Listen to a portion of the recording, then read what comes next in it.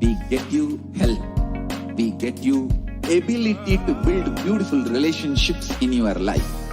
We get you direct spiritual support, and we make sure you become wealthy.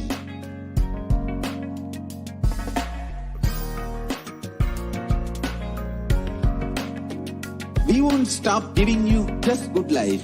We will literally not stop till you live enlightened life. Manifesting the state of Paramashiva, space of Paramashiva, powers of Paramashiva, being of Paramashiva.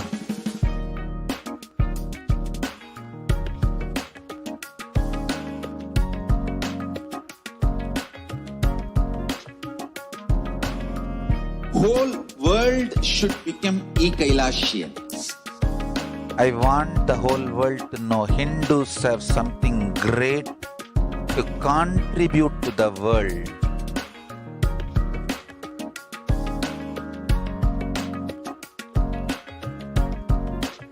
We have something great to contribute to the world. Let us do that.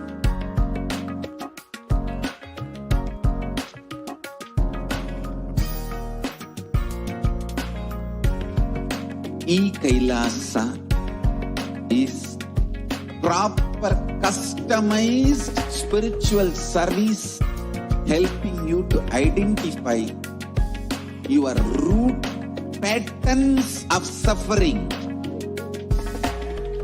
We have perfected the science of helping every individual from every cultural, religious, nationality background.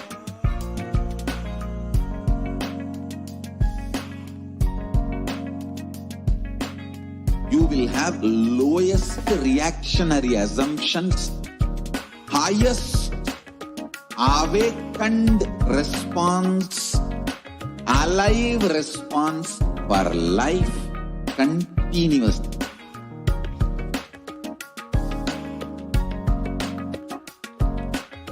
Kailasa is enlightenment ecosystem, literally enlightenment itself in your own home, wherever you are. Proper customized spiritual service helping you to complete with your life negativity. Withdrawal from life, self-hatred, self-denial, self-doubt, so much of tiredness, laziness. We can support you aligning your diet, your attitude, your aptitude, your understanding about life. We can help you with everything.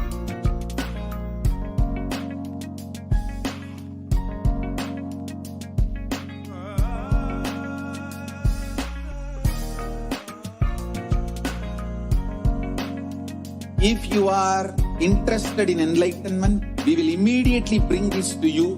If you are not interested, we will explain the whole science, inspire you and make you interested in enlightenment time.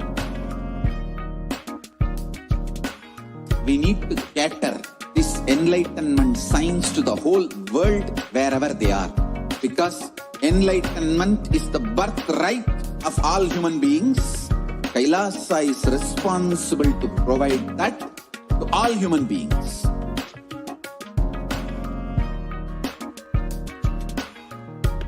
Kailasa is the totality of the knowledge I received from my gurus and practice manifested in my life, perfected by teaching millions of people from all cultures, time zones, backgrounds, genders, nationality, race, from every creed.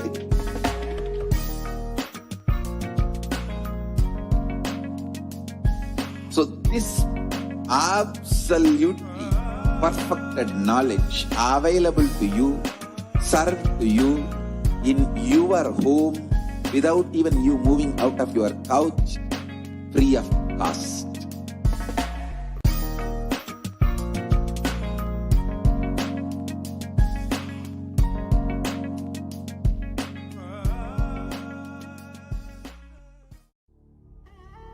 What I mean by the word Kailasa, listen intensely. Enlightenment ecosystem, literally enlightenment itself, in your own home, wherever you are. If you cannot come to Kailasa, it's okay. Kailasa can come to you. Kailasa coming to you is Kailasa.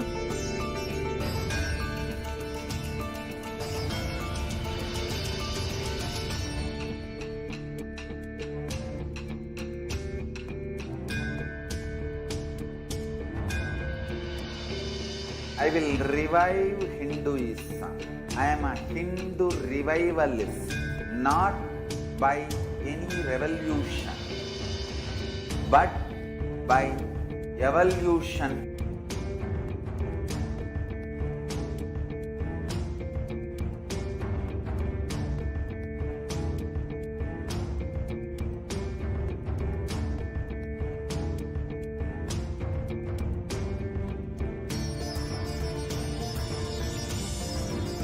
And setting model community.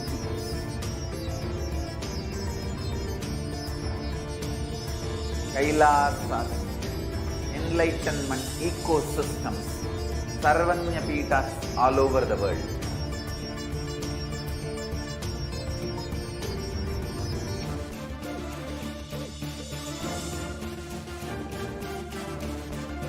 All powerful cognition, knowledge, only when you live, power manifestation and possibilities manifestation happens.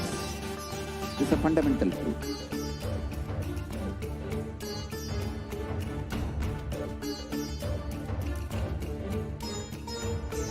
Hinduism cannot live exclusively as one sampradaya. No. All sampradayas of Hinduism is an ecosystem.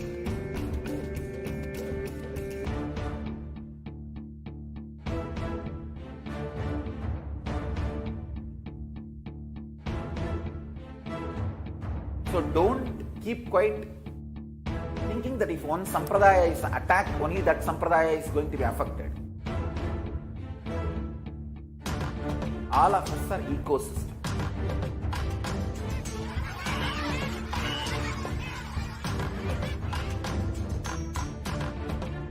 I invite all of you to get involved and enjoy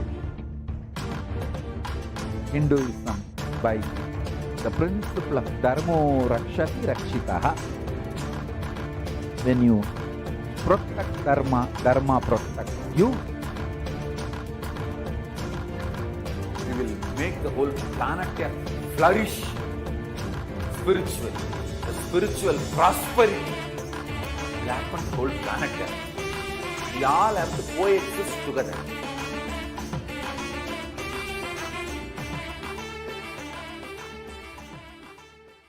Just be alive for next 3 years. Don't die within next 3 years.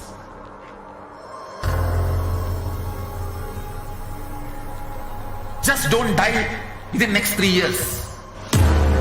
Be alive. Somehow be alive. I'm working sincerely. I will reach you somehow. Somehow I will reach you. It's my commitment to humanity.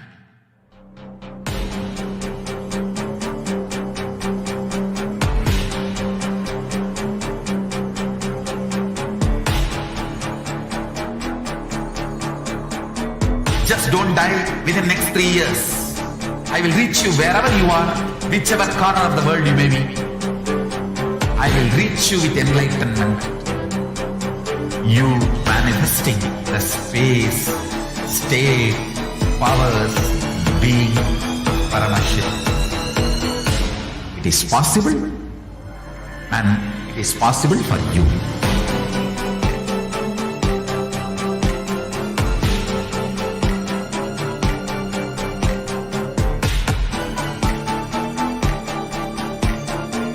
Paramashivoham will reach you with enlightenment science. I know he is going to do the job. Just be alive for next 3 years. Nothing else.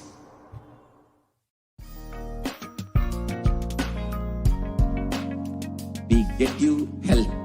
We get you ability to build beautiful relationships in your life. We get you direct spiritual support, and we make sure you become wealthy.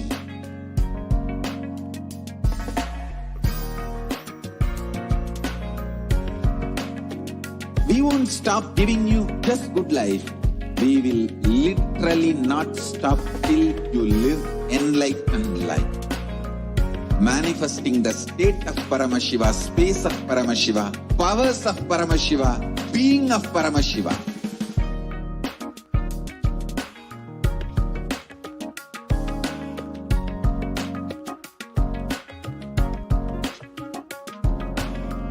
Whole world should become Kailasians.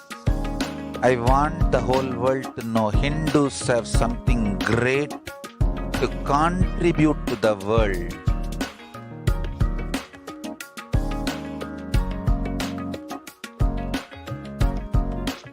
We have something great to contribute to the world. Let us do that.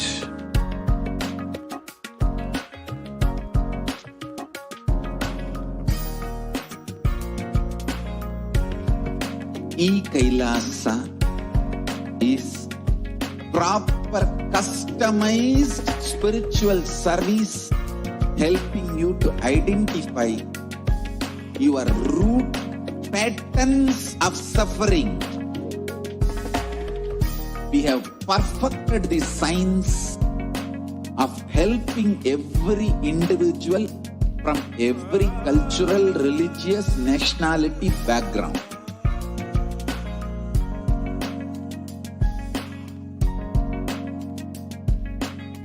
You will have lowest reactionary assumptions, highest awakened response, alive response for life continuously.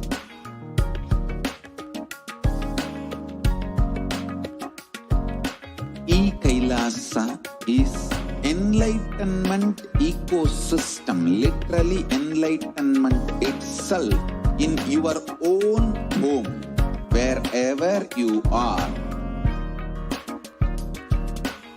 Proper customized spiritual service helping you to complete with your life negativity.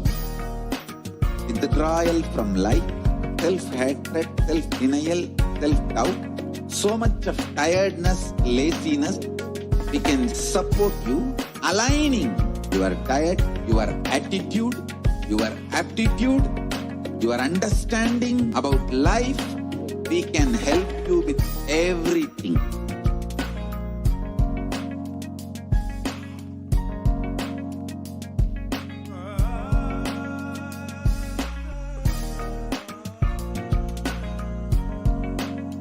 If you are interested in enlightenment, we will immediately bring this to you.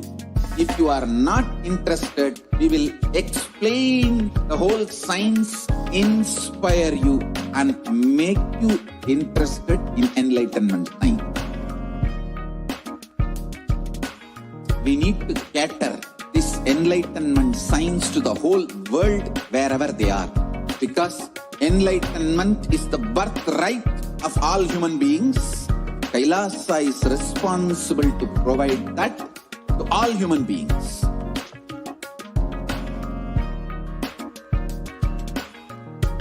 Kailasa is the totality of the knowledge I received from my gurus and practice manifested in my life, perfected by teaching millions of people from all cultures, time zones, backgrounds, genders, nationality, race, from every creed.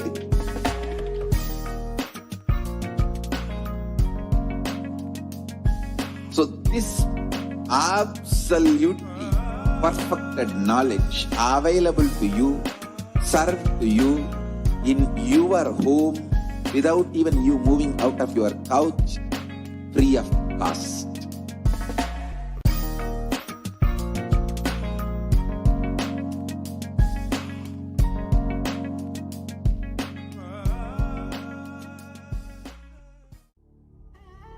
What I mean by the word Kailasa, listen intensely. Enlightenment ecosystem, literally enlightenment itself, in your own home, wherever you are. If you cannot come to Kailasa, it's okay. Kailasa can come to you. Kailasa coming to you is Kailasa.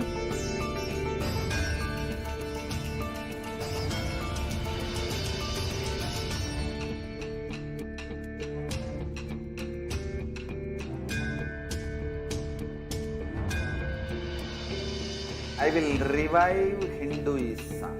I am a Hindu revivalist, not by any revolution, but by evolution.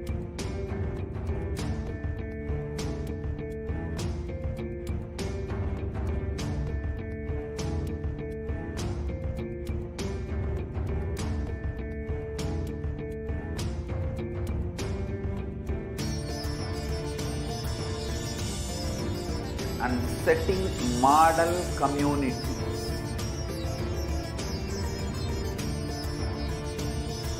Kailasa, enlightenment ecosystems, Sarvanya Pitas all over the world.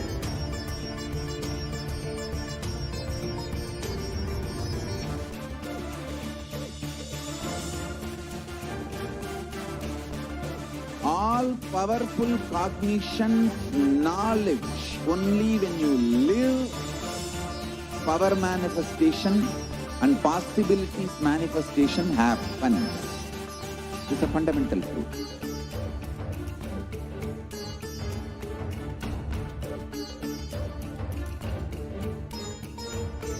Hinduism cannot live exclusively as one sampradaya. No.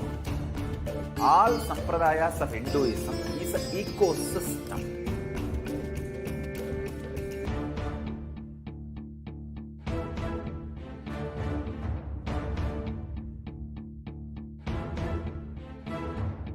So don't keep quiet thinking that if one sampradaya is attacked, only that sampradaya is going to be affected. All of us are ecosystem.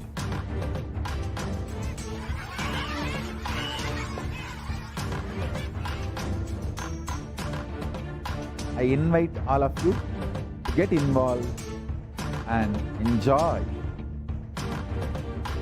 Hinduism by the principle of Dharmo Rakshati Rakshitaha.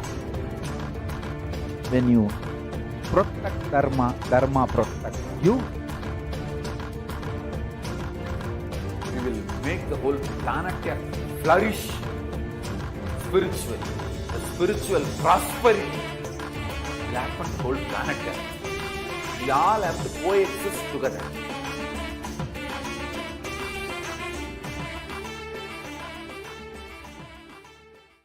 Just be alive for next 3 years. Don't die within next 3 years.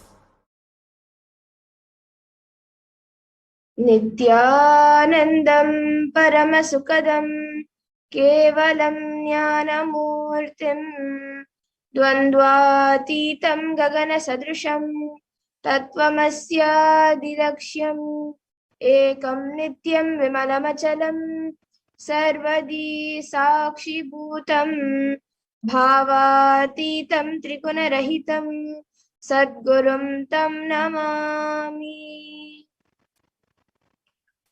Nithyanandam, everyone.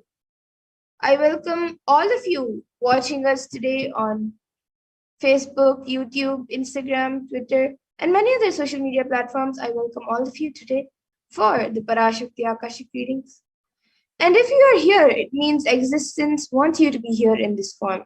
You are not an accident, but an incident, and a conscious miracle of existence itself. And existence is trying to express itself through you. So, welcome to this sacred spiritual experience, your digital experience of the divine. And this may be what you think as your first time in the presence of a divine cosmic being, but this is not the first time. This energy has graced planet Earth. And if you're watching this now, it is not a coincidence, but a cosmic intervention in your life to make you manifest what you want.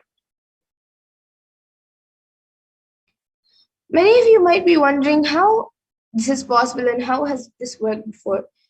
All of you have actually come to the right place where you can experience these answers through the powerful cognitions as referenced from the ancient texts of Hinduism, revived by the Supreme Pontiff of Hinduism.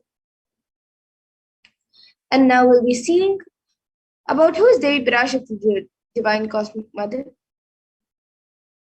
Devi is the ultimate pure feminine consciousness, the Cosmic Mother.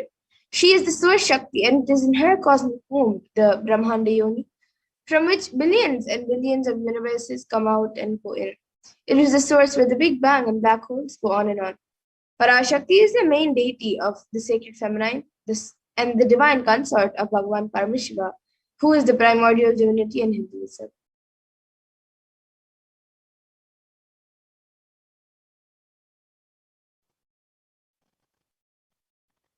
First and foremost relationship in mother is mother.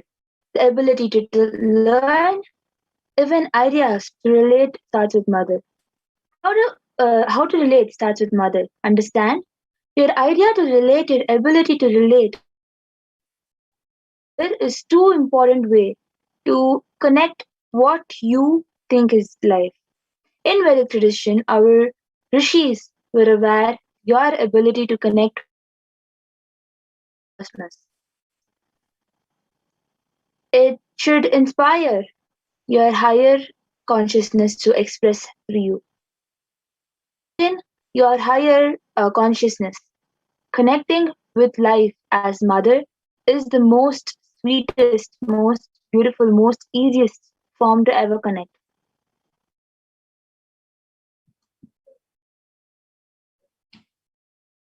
And today, out of his extreme love and compassion, the Supreme Pontiff of Hinduism is manifesting Devi Parashakti herself and gracing us, answering all of our questions, attending to our prayers, giving boons, healing us, revealing our past, present, future, delivering profound spiritual truths, and ultimately giving us the experience of Paramashivoham itself.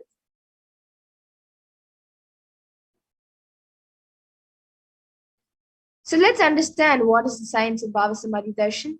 What exactly is the BHAVASAMADHI Darshan that we are going to experience today? So what in Adhi means source. So Samadhi means one with the source. Bhava Samadhi, the aspect, attitude, means Bhava means attitude and aspect. So Bhava Samadhi means being one with the source through this aspect. And darshan means to have a glimpse of. So in the Vedic tradition, it is a word used to describe the moment when we behold a deity, an avatar, a saint, or an enlightened being, as just seeing such a being can cleanse the karmas of lifetimes and create a deep lasting transformation in all of us. And darshan is a powerful superconscious vibration that is present around an avatar at all times. And he simply radiates darshan just as the sun continuously radiates light. And the auspicious moment when you are able to catch it becomes the moment of darshan for you, which raises you to the next level of superconsciousness. And that is like hitting a reset button on your being.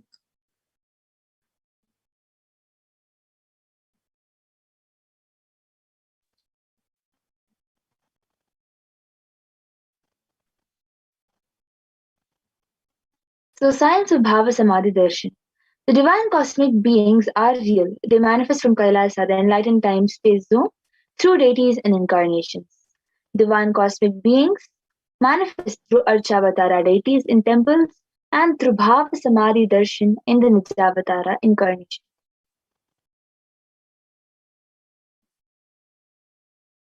And the Bhava Samadhi Darshan is where the signs of the Nijavatara manifests Paramashiva the consciousness.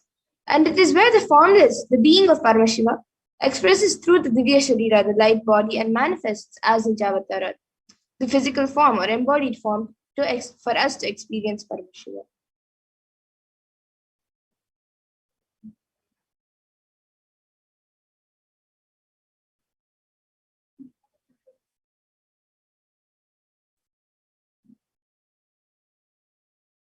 So as you can see, Devi Parashakti being of Rajarajeshwari and manifests as Nijavatara from Devi Meenakshi. And the Archavatar, the deity, reflects the consciousness and manifestation of the superconscious energy.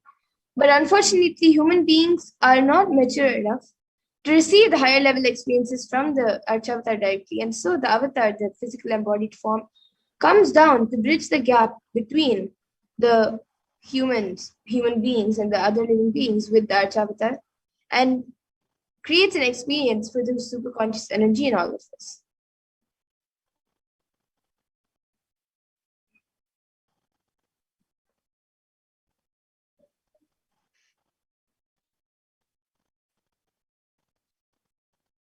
So the Bhavasamadhi awakens your Kundalini Shakti, which is the latent potential energy in every human superconscious energy.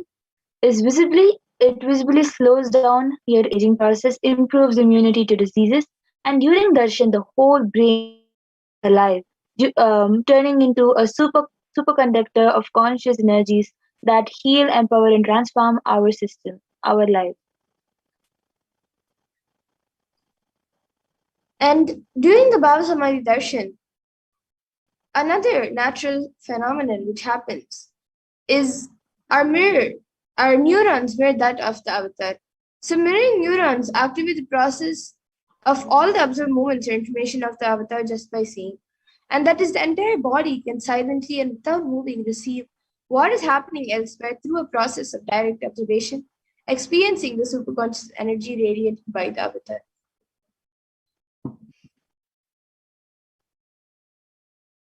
So Akashic readings, the readings from the cosmic archives. Akashic readings is not predicted, it is a reading from the cosmic archives beyond space, creation, and destruction, happens simultaneously. In dimension of time starts the past, present, and future because Akashic records are stored in our no past, present, and future. That is why you call as happened, happening, yet to happen are clearly already recorded. And now we'll be seeing a small introduction or a small glimpse of who the Supreme Point of Hinduism is, the one who is giving us this beautiful science of the Bhavasamadhi Darshan and manifesting Devi Parashakti in him. So the Supreme Pontiff of Hinduism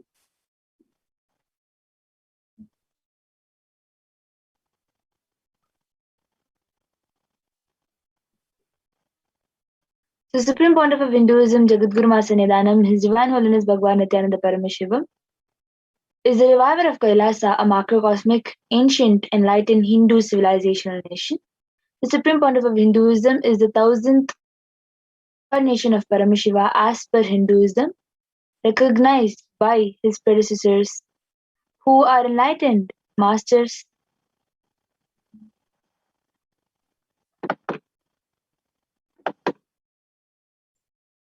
Recognized by his predecessors who are enlightened masters and adepts. So, the Supreme Pontiff of Hinduism has made the science of power manifestation, yoga, and temple-based universities a lifestyle for humanity.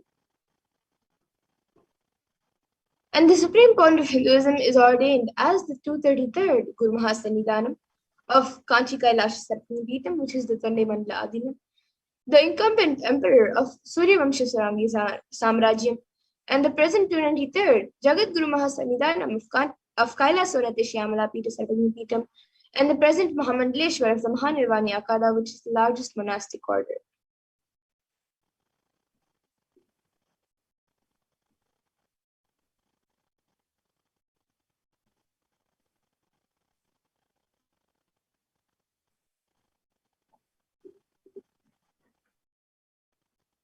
the Supreme Pontiff of Hinduism, is the 1000th Acharya Mahamandaleshwar, the head for all spiritual leaders of Atal Akada, and is the present 23rd Guru Mahasanidana of Dharmamukti Swarga Paramadinam, and is elected as the Supreme Pontiff of Hinduism by a congregation of over 1000 Hindu leaders.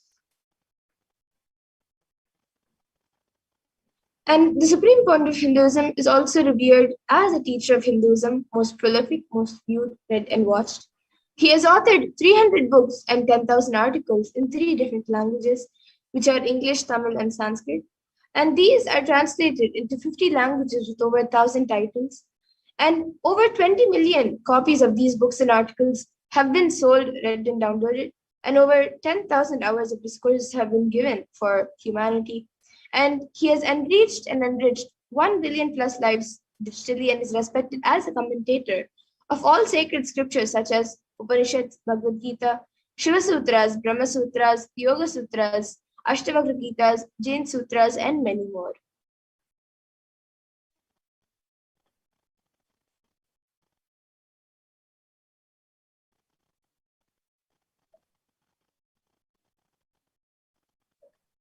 And the Supreme Pontiff of Hinduism is honored as the leader of Hinduism, the most awarded internationally recognized Hindu leader, and is the reviver of 108 ancient Hindu sampradayas, including the Rudrakanyas Rudras, Rishis Rishikas, Bhairavas Bhairavis, and Sannyas. Is the establisher of the largest Hindu university, which is Kailasa's Nithyananda Hindu University in the world, with satellite campuses in 150 countries, and is the establisher of 1,000 plus Kailasa, the enlightenment ecosystems, and is the founder and reviver of over 100 sampradayas. Largest Hindu library with over 1 million books, 1 million palm leaf scripture, 1 million digital books.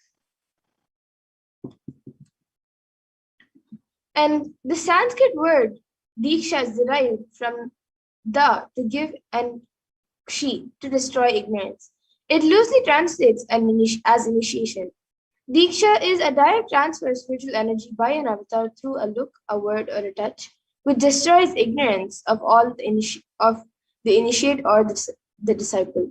And the initiation triggers the possibility to create a new groove and neurological pathways in the brain, and can even alter gene expressions. So this is a small introduction to Diksha, and we are going to see now a live demonstration of the extraordinary Shaktis in the next segment, which is given as a gift to humanity and to all of us.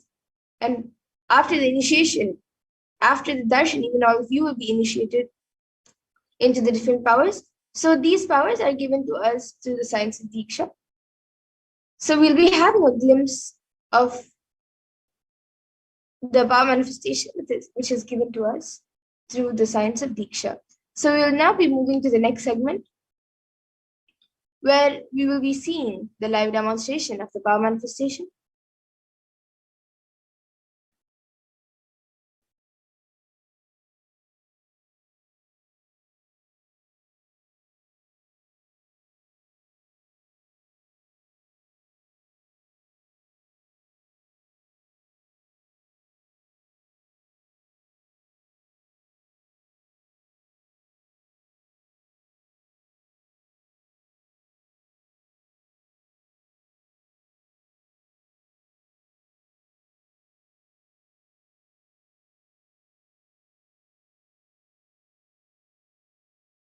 Yes, so now in this next segment, we will be seeing the manifestation of extraordinary Shaktis.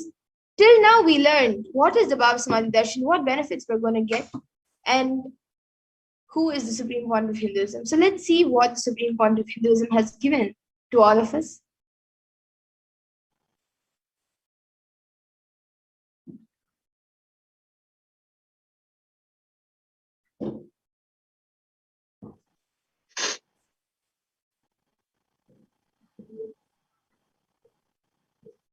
So the Balasans, the Nithyananda Yogis, the initiated disciples of the Supreme Pontiff of Hinduism, will now be demonstrating the powers of third eye and sharing with all the experiences and results of the extraordinary manifestation of the divine powers awakened in us through Diksha initiation.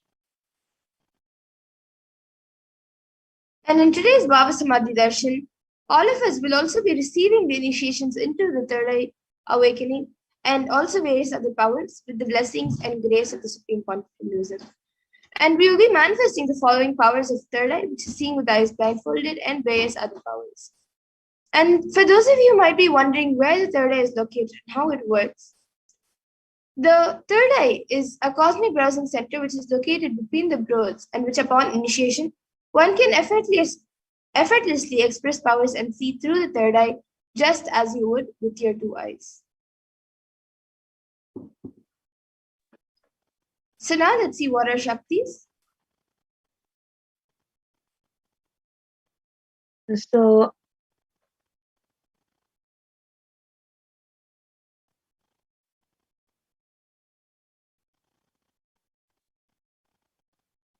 in the Vedagamas, the source script detail that every human being is hardwired to be able to manifest 463 plus extraordinary Shaktis, divine powers. The manifesting powers, the Shaktis, are described as a system method and science for human beings to explore the various possibilities and powers and have access to various states of consciousness. Shaktis manifest from the fundamental cognition that you are divine and need to manifest divine, and not that you are a man and need to reach divine.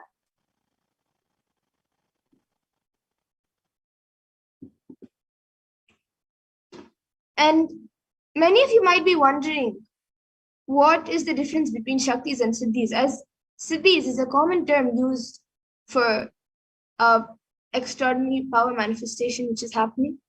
So the difference between Shaktis and Siddhis are that Shakti is expressed from the space of enlightenment as a side effect of feeling connection with the divine and high integrity with the Guru and a resource of enlightenment, whereas Siddhis are powers that manifest from tapas or penance for enlightenment and on the path of enlightenment.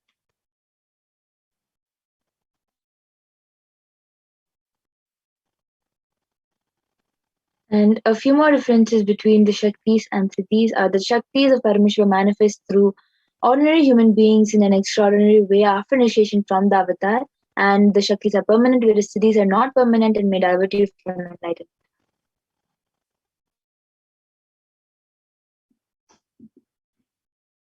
And the source of all these Shaktis, Paramashiva, is the primordial divinity in Hinduism, the ultimate reality and cause, which is self-effulgent, Swayam Prakasha, all-pervading, unchanging, beyond time, space, form, and causality. And as the fundamental base of Avyakta, the unmanifest, and Vyakta, the manifest existence, he performs the Panchakritya, or the 5 cosmic acts of Shrishti, which is creation, Sthiti, sovereign rulership and maintenance, Samhara, rejuvenation, Throbhava, pulling out of delusion, and Anugraha, which is liberating grace for all living entities.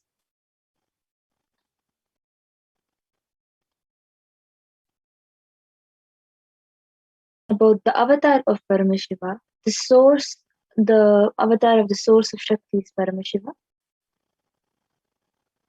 The Supreme Pontiff of Hinduism, Jagadguru Mahasannidhanam, His Divine Holiness Bhagwan Nithyananda Paramashivam, as the 1000th living incarnation and representative of Paramashiva and the reviver of Kailasa, the ancient enlightened Hindu civilization and nation, the great cosmic wireless in the nation. Ever since the beginning of the civilization, the Sanatana Hindu Dharma has been the cradle of enlightened beings and highly advanced sciences.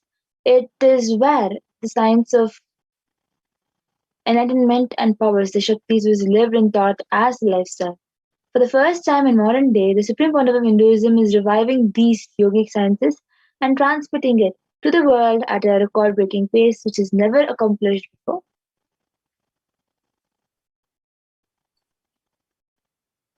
And now you can all see the Guru Parampara, where all of this knowledge and the science of manifesting these Shaktis are passed down from one generation to the next through initiation, Diksha, by the enlightened Gurus. And the Supreme Pontiff of Hinduism, being recognized as an incarnation at a very young age, was trained and taught these sciences to revive the initiations and knowledge repositories for billions to manifest from the disciplines of Vedanta, Tantra, Sri Vidya, Yoga and Yogic powers, Mantra Shastra, Siddha Vidya, science of Aushadha, Advaita, Bhakti Yoga, Paramashiva Jnana, and Paramashiva Vijnana.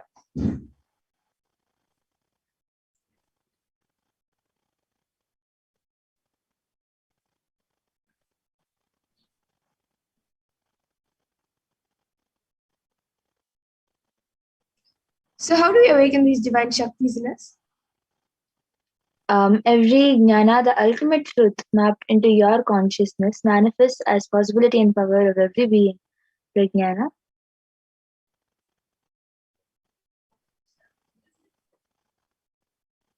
And now we'll see how the science of power manifestation is authenticated through 4 aspects of evidences or pramanas.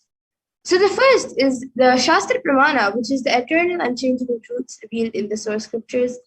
And then the next is the Apta Pramana, which are the experiences and results of Aptas or authorities of Hinduism, where the Vedic rishis and scientists have time tested and verified these sciences.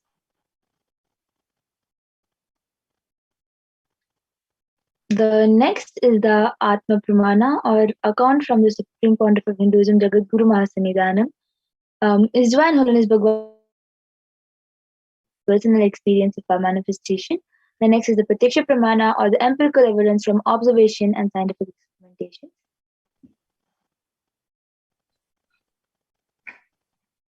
And the Vedagamas, which is a living applied science for Hindus. Let's see what exactly are the Vedas and Agamas. So the Vedas are the ultimate superior authority for Hindus and are pure science where the ultimate truths are explained, and the Agamas are the scriptures where the applied technology and the applied science is expanded. And the Vedas and the Agamas, the Vedagamas put together, are given the stages of Shruti as they are directly revealed by Paramashiva, and they are the ultimate eternal and unchangeable truths. And a reference cited from these Shastras or source scriptures is called the Shastra Pramana.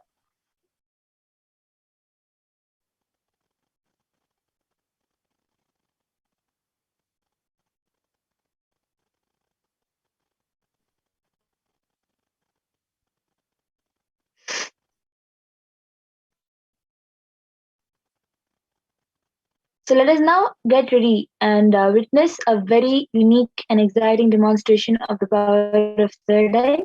After going through the 4 pramanas for the power of third eye. So the first is the Shastra Pramana, the scriptural reference to manifest this power of third eye, which comes from the Vijnana Bhairava Tantra.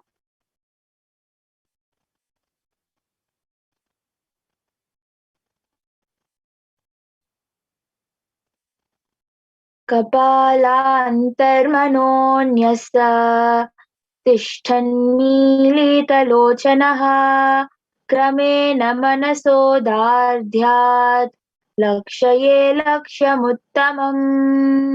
The translation goes, by fixing the mind on the inner space within the having the eyes closed in succession, by that stability of the mind or inner space through the power of the third eye, one directly sees the ultimate goal, Lakshyam, by having the vision beyond the sight that reveals any object or place, attaining the space of oneness with the source, Paramashivoham. The next is the Amana.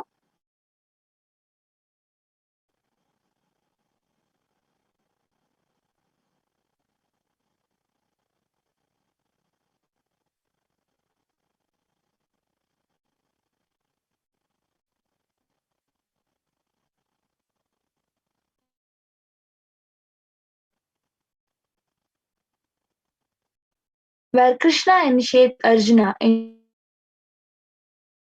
third eye,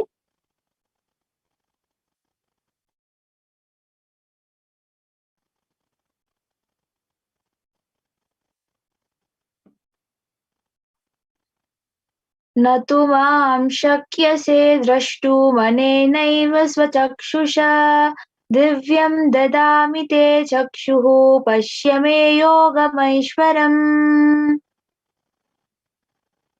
Bhagavan Paramashiva, Bhagavan Krishna says to Arjuna, but you cannot see my cosmic form with these physical eyes of yours.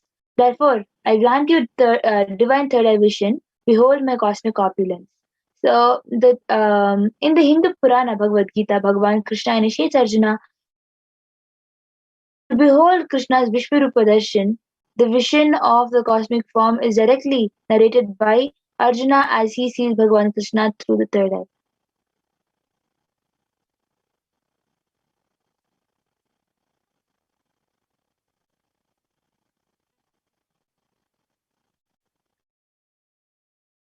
Is the Atma Pramana, where Swamiji is sharing in Swamiji's own words. The first experience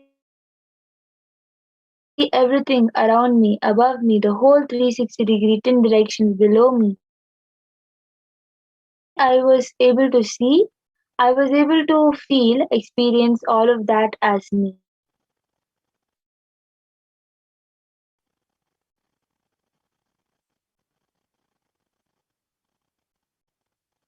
The next is the Pratyaksha Pramana, where the study measures and compare metabolic cell activities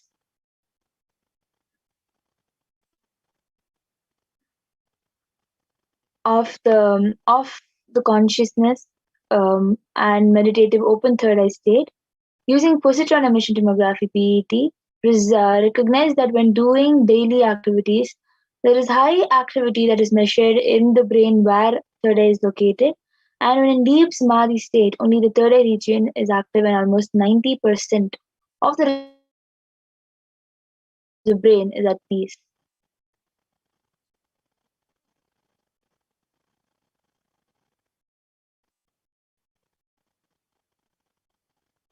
So the next is the Sakshi Pramana, the experiences and results of the extraordinary manifestation happening through the initiated disciples of the incarnation of Supreme Pontiff of Hinduism, Jagadguru Mahasannidhanam, His Divine Holiness Bhagavan Nithyananda Paramashivam. You can go back to the previous slides, ma'am.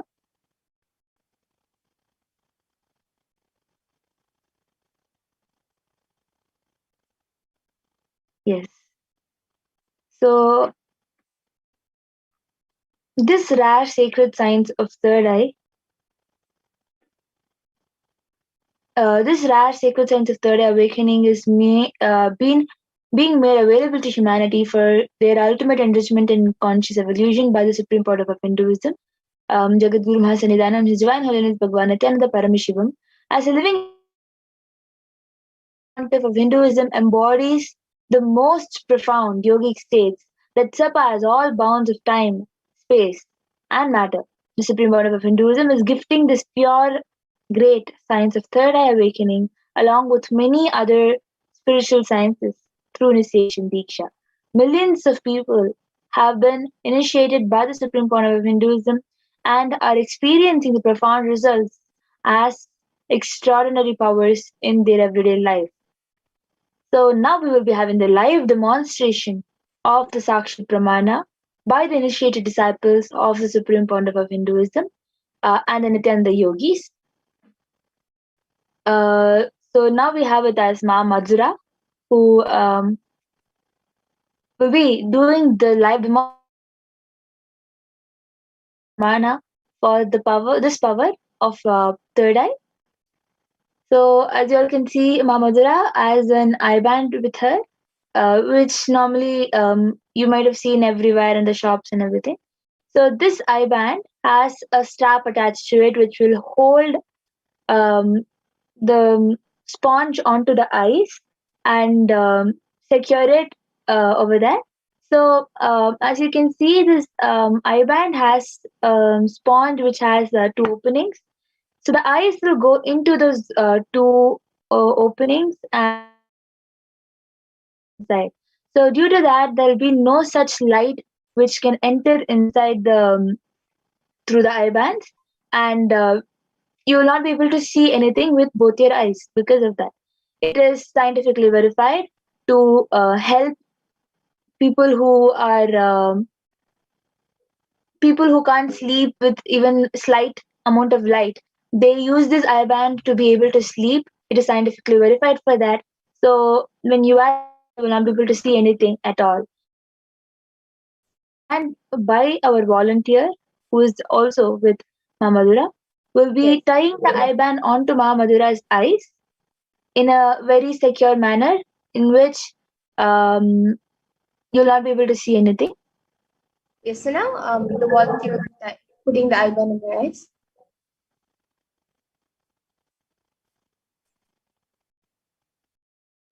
So as you band is being put,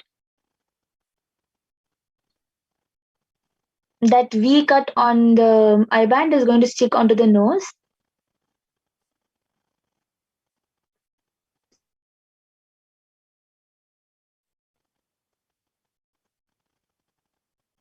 So you can move a little to the right.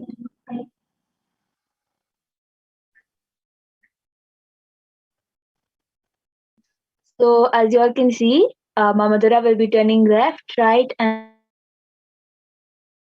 and showing each one of you that there is no possible gap which is possible.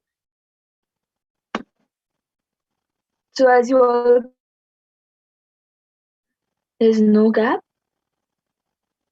Now you can comment.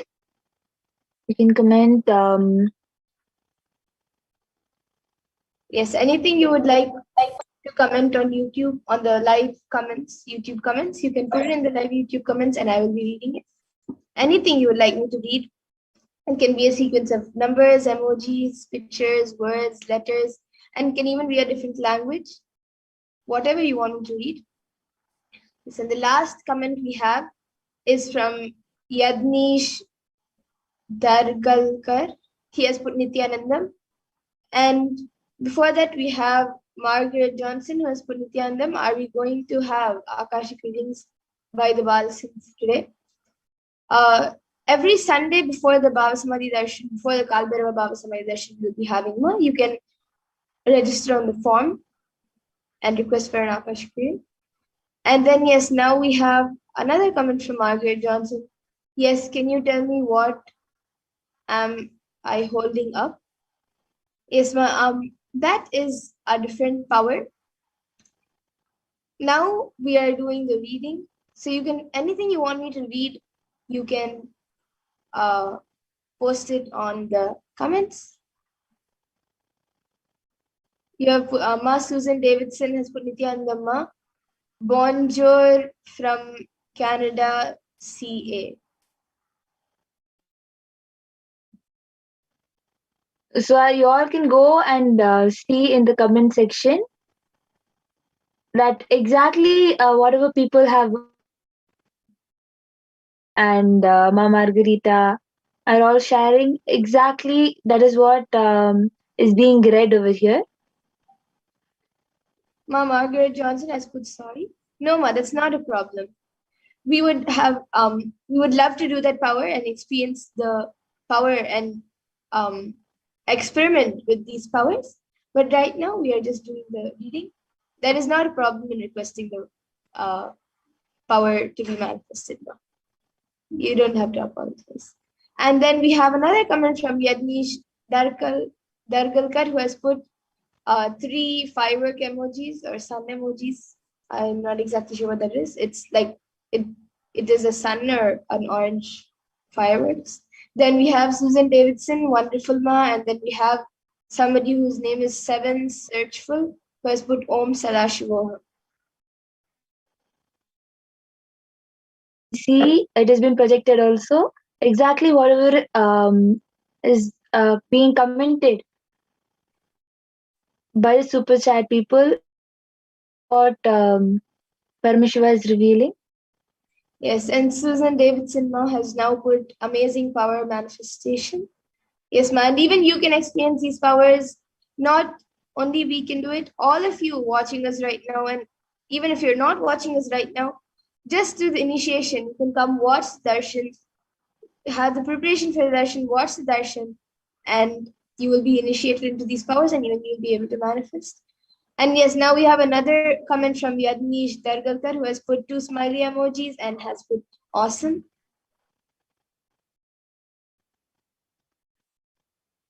Yes, anyone else can also put your comments. You can put anything you want me to read. It can be a sequence of random stuff. It can even be emojis, words, numbers, all put together.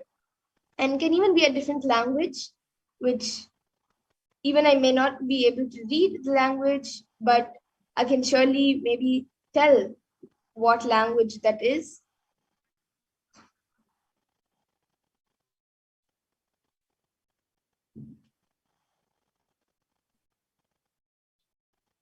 We had people who have asked in Chinese, we have people who have asked in various languages. So you also can ask in any language that you want.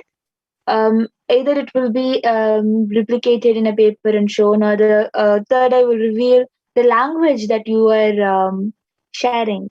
You're writing in. If you're writing any scientific term, you can see that it will be pronounced and it will be absolutely correct. So you can comment anything, any scientific term, any biological term, what you think Ma Madhura will not know as a person.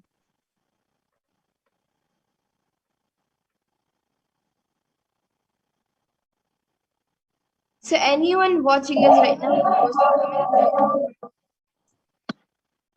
Even all of you have already posted comments. Okay, so we have Yadnish Dargalkar, who has put a comment, I guess, in Hindi, and it is written Niravi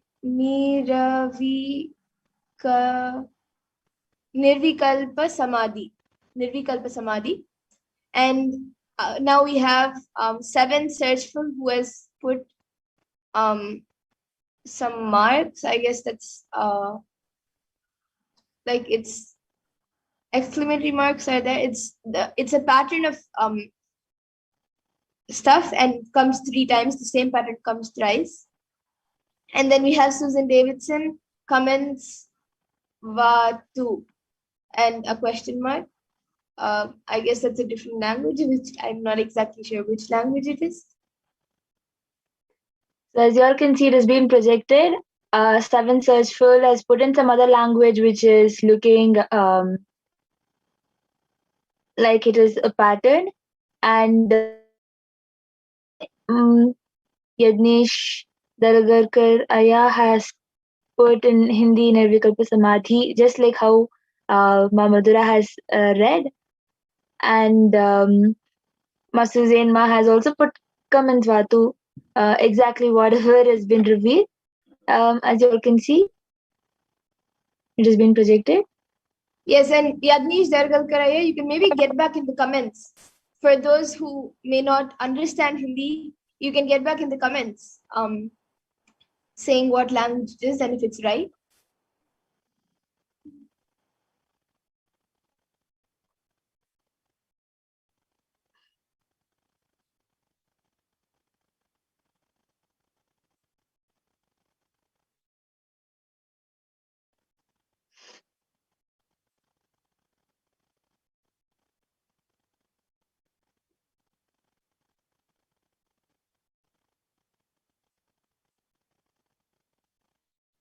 And anyone else who would like to quickly put in your comments before we move on to the next power of body scanning?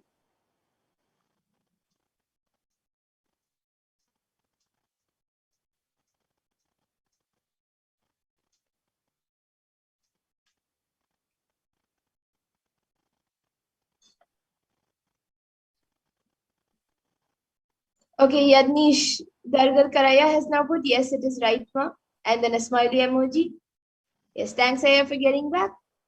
And anyone else who would like to put in your comments quickly before, or more comments, even if you have already put a comment, you can even put your comments again for anything else you would like me to read.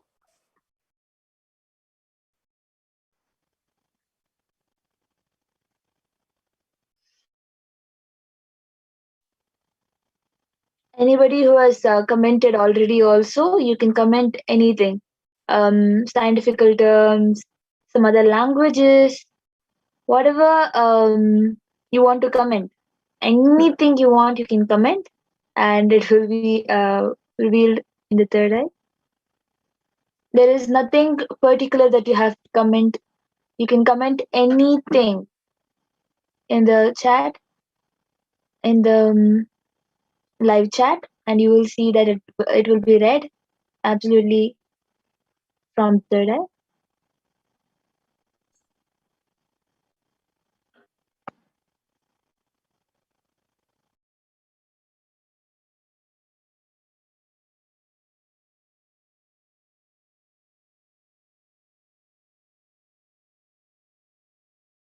Okay, so now we'll be moving to the next power, I request the volunteer to remove my eye-band. So now the eye-band will be removed from my Actually, eyes. before removing the eye-band, we have Okay, one yes. more coming. Yeah. Yes, so we have Masters and Davidson who has put 1, 2, 3, 4, 5, 9, 0. Yes, as you can see, the random numbers that has been put by Master Zain is also exactly correctly read. So now the volunteer can remove the eye-band. Yes.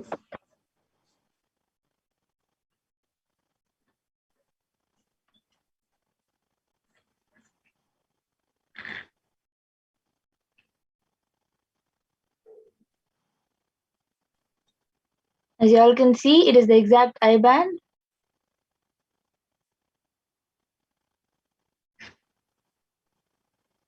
Same eye-band.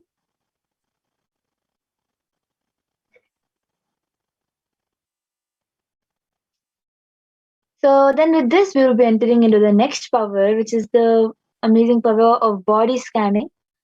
So whoever wants a body scanning can already start commenting. We'll just go through the Shastra Pramana, Apta Pramana, and other Pramanas as we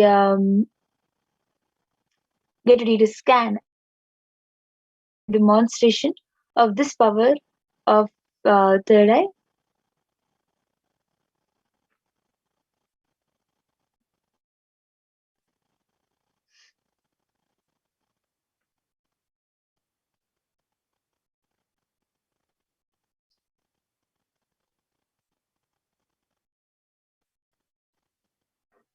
So now we will be entering into the power of body scanning.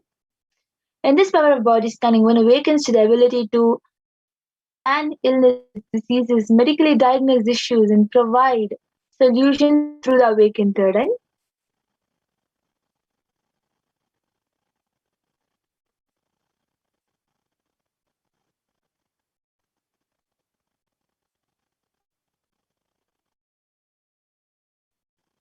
So the Shastra Pramana, you can go to the next slide. The Shastra Pramana to manifest this power.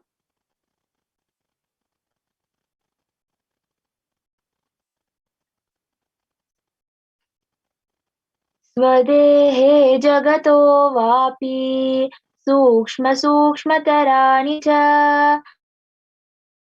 निलयम् ध्यात्वन्ते व्यज्यते परा. Bhagwan Paramashiva says,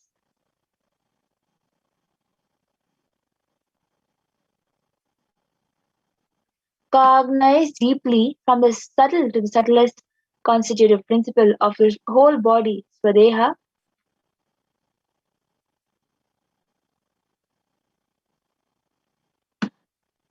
Cognize deeply from the subtle to the subtlest constitutive principle of your whole body, Swadeha, and or of the whole universe simultaneously,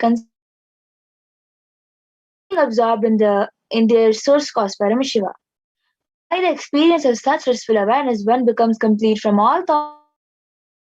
And power, Paradevi Parashakti is revealed, and the supreme power manifestation happens. So the next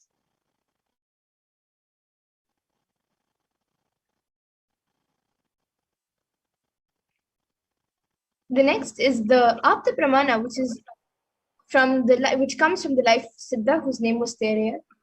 And he was one of the prominent disciples of Agatya. And one day a man suffering from severe headache comes to Agatya for healing, and Agatya uses the power of body scanning and identifies the root cause of the headache, and he reveals that there's a small in the person's brain. Agatya immediately then instructs Thereya, his disciple, to perform an open head surgery and remove the frog. After the surgery is completed successfully, the person is healed and cured of the headache, and thus Thereya gains his name, which is Thereya.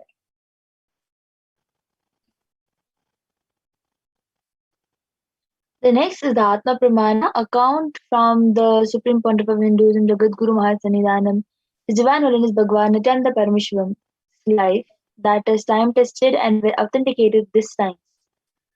So on the 22nd December 2019, the Supreme Pontiff of Hinduism, His Divine Holiness Bhagavan Nithyananda Paramashivam, revealed how Swamiji uses the power of body scanning and paraphrasing Swamiji's own words by Swamiji sharing. Only when I had the multiple compound hand fracture, I was forced to go for surgery and therefore for medical checkups related to that. At the time, they detected heavy metal quantity in my different organs. That I had been poisoned without our knowledge, I immediately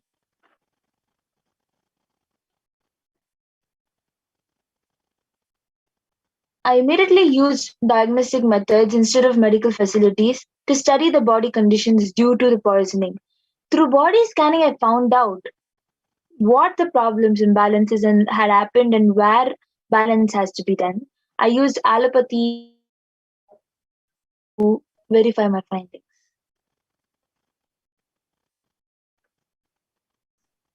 And now all of you can see the Sakshi Pramana, where few of the disciples, few of the thousands of initiate disciples have shared their experience of how they have manifested the power of body scanning, and they've shared it on social media.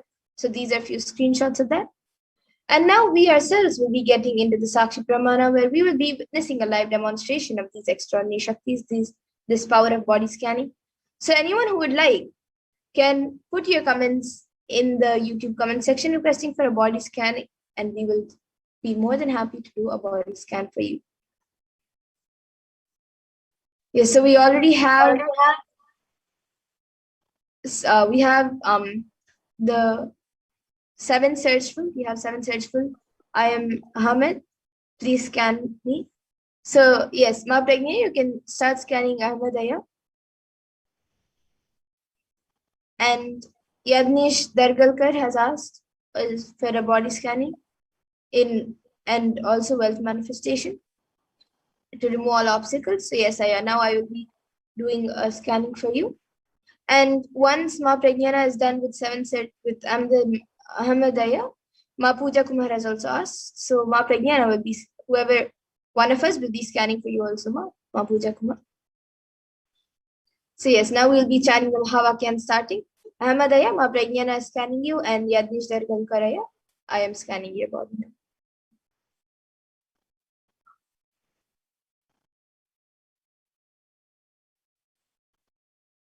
So Ahmadaya, I was able to see that all of a sudden you start feeling that around you things are kind of blur, and sometimes you feel dizziness. And I was also able to see that you have some kind of rash feeling. It is not exactly paining, but it is, you feel really weird in your throat area. And when you're swallowing, you feel like there is something in your throat which you're swallowing through. So this is also one more thing I was able to see. And I was also able to see that the hip area, in your hip area, you have weakness, due to which you have slight pain. The pain that you get because of weakness or because of stress in that place. So in your hip area, I'm able to see that you have some sort of weakness that is causing you stress in that place and causing some weak pain. And if you're walking around, or if you are in the kitchen standing for a long time, or if when you're walking outside for a quite long time, you easily have pain in your kneecap. It is because of the weakness again. So all the weakness is, whatever weakness that you're facing in your whole of your body is all caused by your own cognition that your body is weak. It is actually that what you're cognizing, whatever thought you're having is very powerful, but the cognition of yours is very weak, that your body is very weak, you hold that as the possibility, and you are manifesting able to see is as a cognition itself about your health. You have to shift when you start cognizing, and your thought pattern itself becomes that your body is healthy, your body is not weak. When your thought cognition itself shifts that you have a strong body and you're healthy, when that cognition happens in you, then I was able to see that your body's health will drastically improve, and you will be able to manifest health in your body, because I was able to see very clearly that any problem that you're facing in your body, your own about yourself, that I am not healthy, or your own weak cognitions about yourself, that is only becoming manifesting into reality. So when you change your thought into positive thought current, even your body.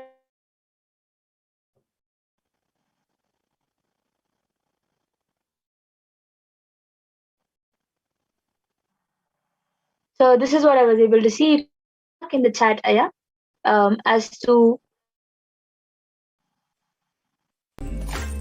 Yes, and now Yadnish Dargalkare, for you I was able to see that as you have specifically asked for the wealth manifestation, I was able to see that it is mainly about your cognition about wealth itself. You have to make your understanding and cognition of wealth more. You have to understand the meaning and importance of wealth in a more detailed and more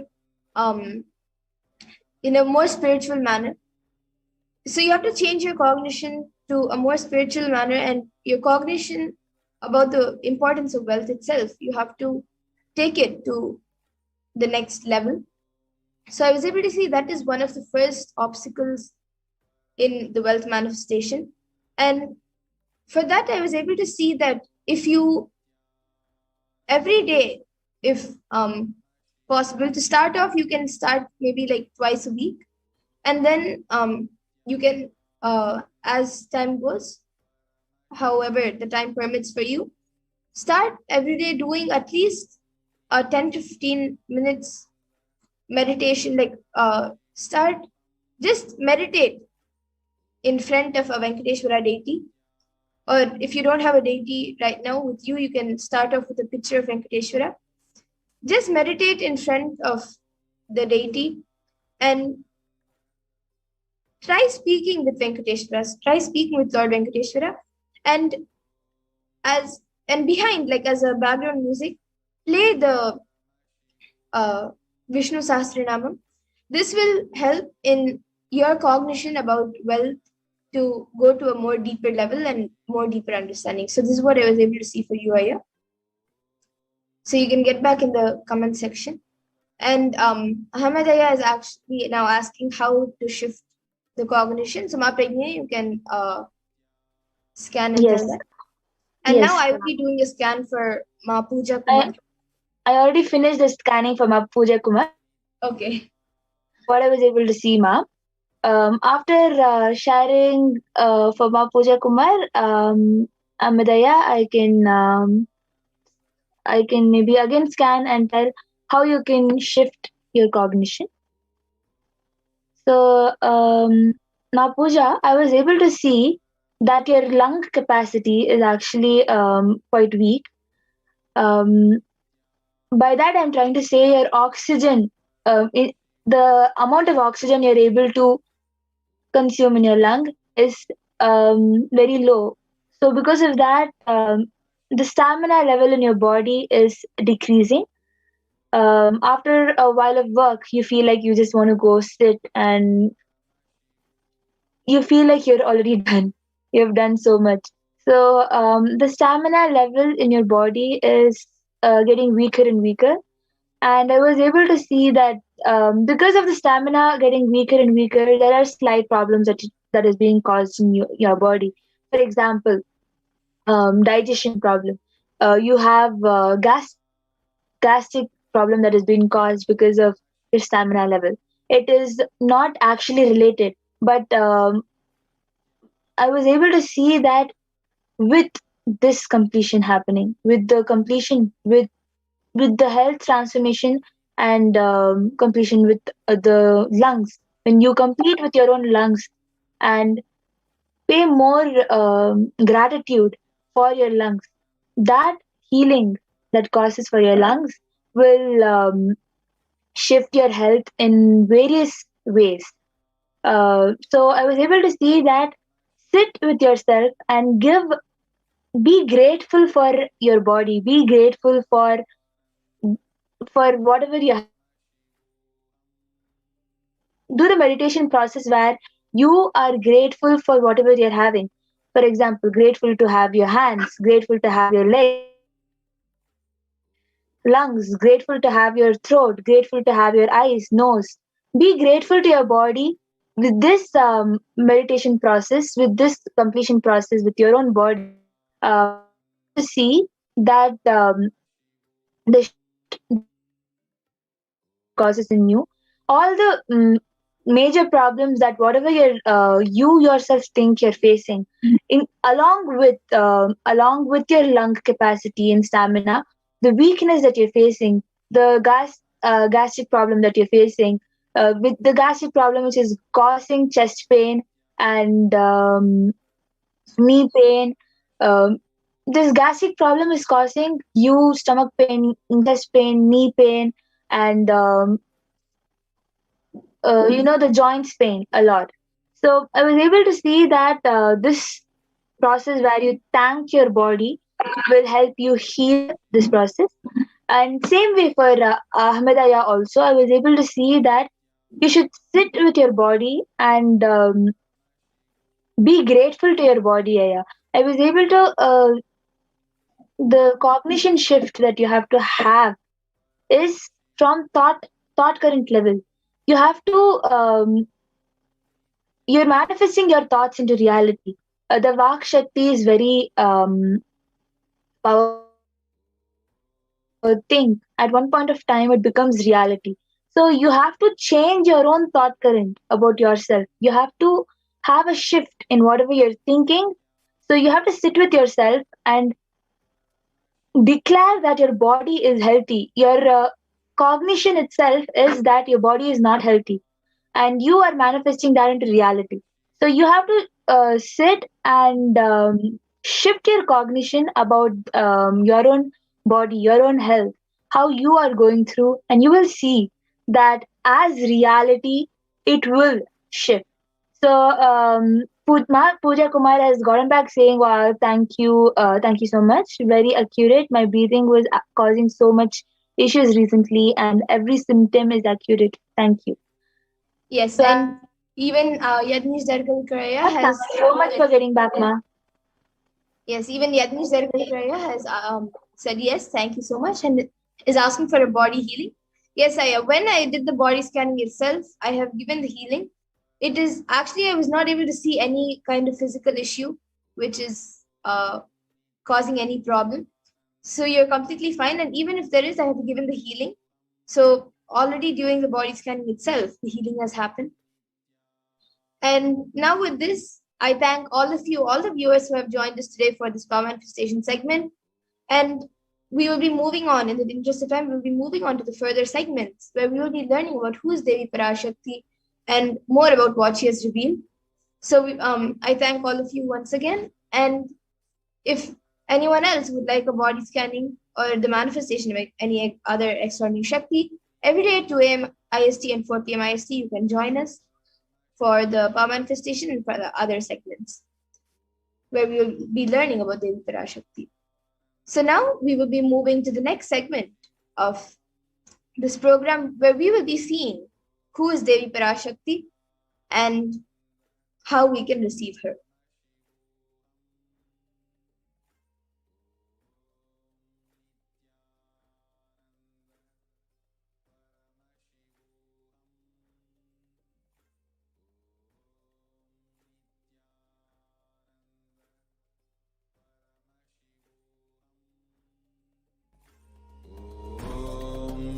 Nithyananda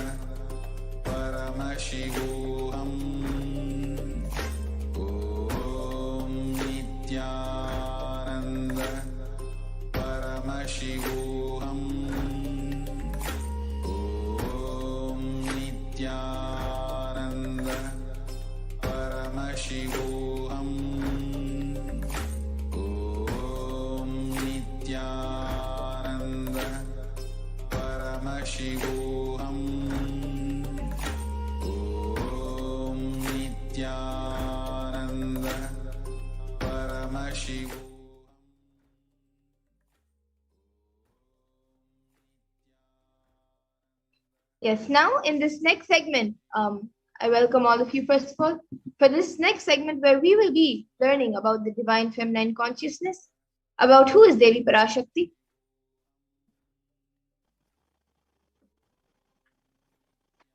So we'll be first looking into the Dhyana Shloka, which Ma Pragyana will be chanting. Yes. So the Dhyana Shloka from the Lalita Sahasranama Dhyana Shloka is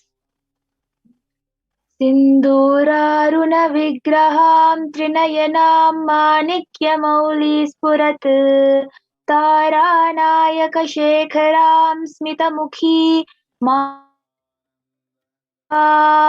पाणिभ्यामलिपूर्णरत्नचषकं रक्तोत्पलं बिभ्रतीं सौम्यां रत्नघटस्थरक्तचरणां ध्यायेत् परामम्बिकाम्.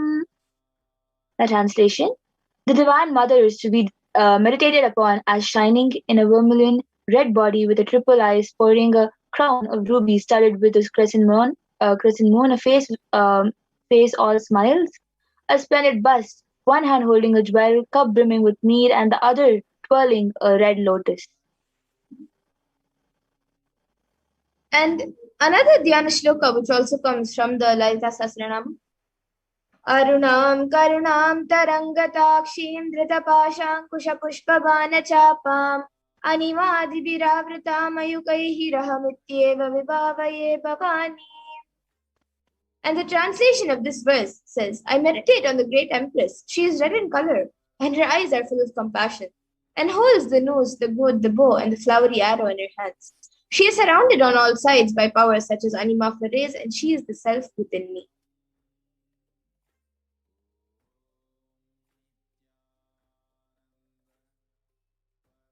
Devi, the ultimate pure feminine consciousness, Parashakti, is the cosmic mother. It is her cosmic womb from which billions and billions of universes come out and go in. Source, where the Big Bang black hole go on. Parashakti is the source Shakti, source energy, source power, from which all of us came, in which all of us are even now, in which all of us are going to merge. And out of her extreme love and compassion, Parashakti herself is manifesting through the embodied form as the Nijavatara of the Supreme Point of Hinduism, Jagat Guru Mahasannidhanam, His Divine Holiness Bhagavan Nithyananda Paramashivam, gracing us, answering all of our questions, attending to our prayers, giving boons, healing us, revealing our past, present, future, delivering profound spiritual truths, and ultimately giving us the experience of Paramashivoham itself.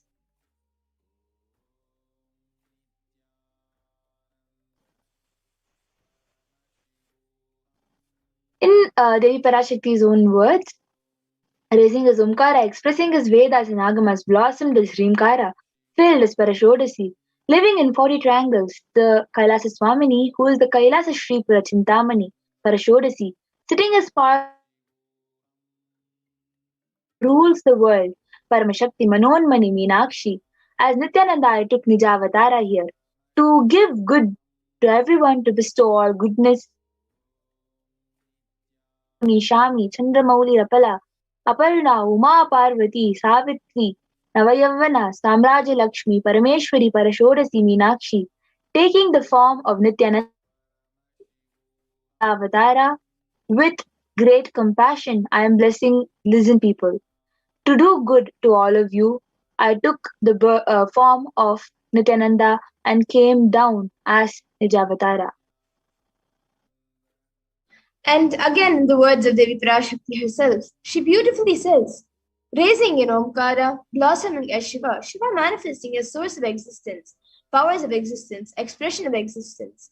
From the oneness of Om, blossoming into two as Prakriti and Purusha, blossoming as three Shaktis, Icha, Kriya, and Jnana, growing as 4 Vedas, expanding as 5 Panchabhutas, beyond 6 chakras, filled as Gotras of 7 Rishis, expanding as 8 directions, existing as 9 grahas, blossoming as 10 indriyas, being as 11 rudras, creating all the worlds, bringing life to tell and make truth blossom and to do good. Parashodasi, Meenakshi, in the form of Nithyananda, I came to bless every one of you.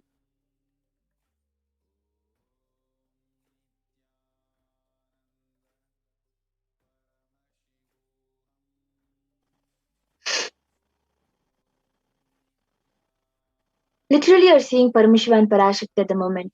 She is there in your screen, so always receive her very traditionally. Keep 2 betel leaves, 1 banana, 1 betel nut, and 1 coin in front of the screen. Watch Devi. The coins are considered as traditional dakshinas in Hinduism. In the Hindu tradition, it can be to the lowest value. In India, it can even be just 1 paise. In US, you can monetize. Keep even 1 cent. It is okay. So for 100 days, if you have darshan, it will add up to $1. In India, even 1 paise is okay. And you can offer that to Devi. And once the darshan is over, you can do namaskar and eat the banana, beet leaf, and betel nut, taking it as prasadam immediately. And the coins that you offer, you can collect all of those coins and send it to the LA temple for the further procedures. And many of you might be wondering how this betel leaf and betel nut may benefit you.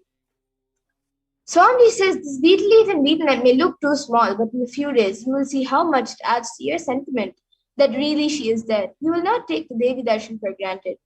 Rituals will break your monotonous unconscious mentality and lifestyle and remind you and raise you to powerful cognition. It will break your unconscious behavior.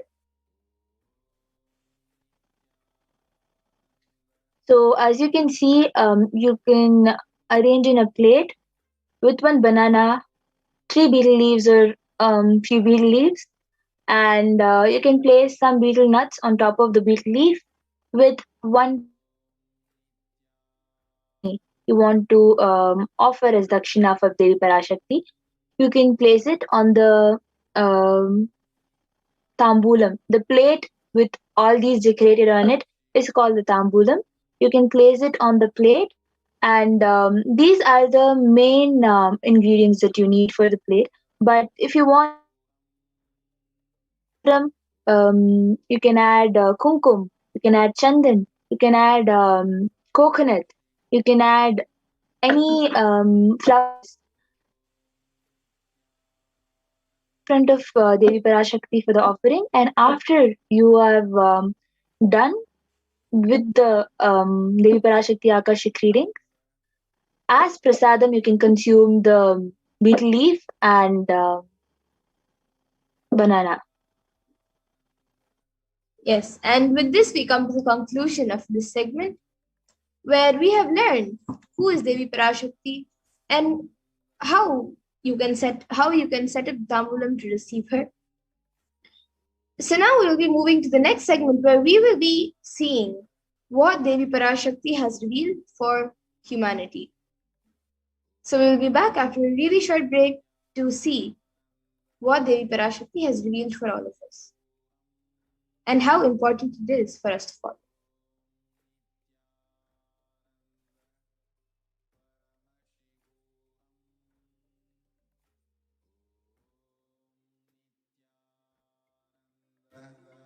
Paramashivoham.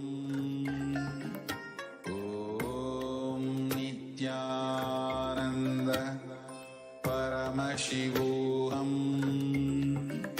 Om Nithyananda Paramashivoham. What I mean by the word Kailasa, listen intensely. Enlightenment ecosystem, literally enlightenment itself, in your own home, wherever you are.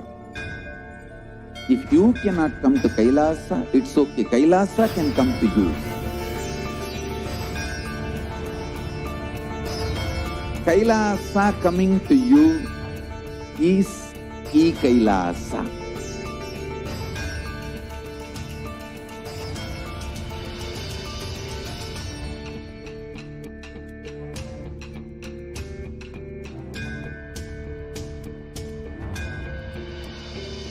I will revive Hinduism. I am a Hindu revivalist, not by any revolution, but by evolution.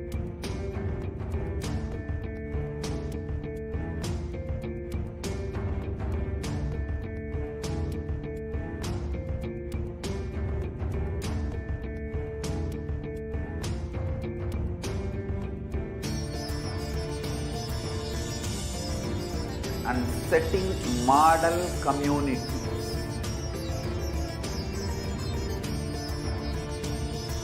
Kailasa, enlightenment ecosystems, Sarvanya Peethas all over the world.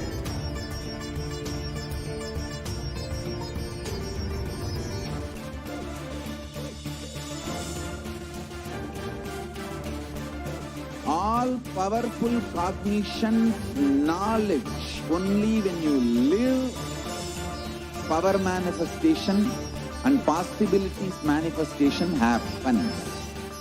It's a fundamental truth.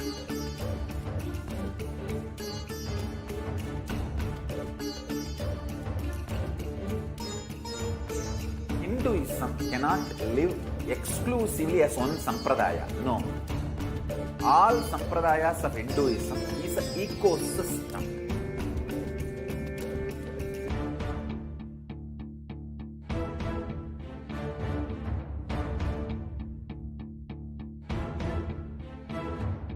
So don't keep quiet thinking that if one sampradaya is attacked, only that sampradaya is going to be affected. All of us are ecosystem.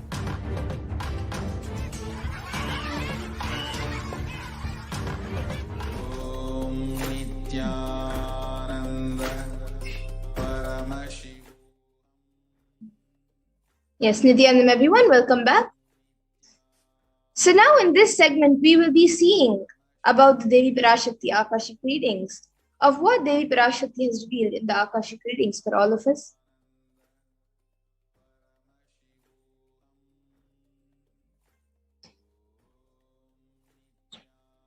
So humanity is still undergoing the after effects of the cosmic deluge, Pralaya.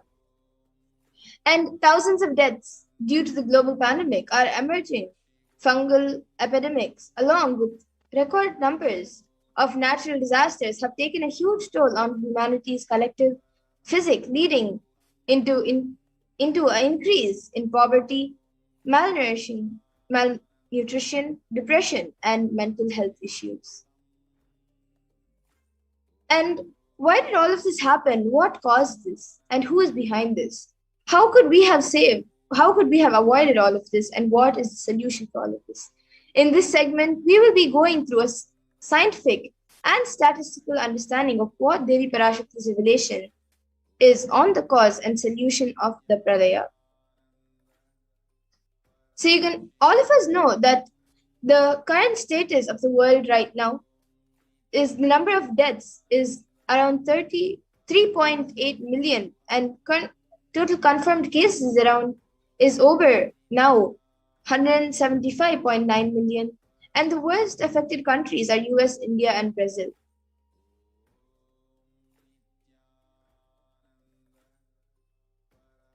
And the number of COVID cases just in India is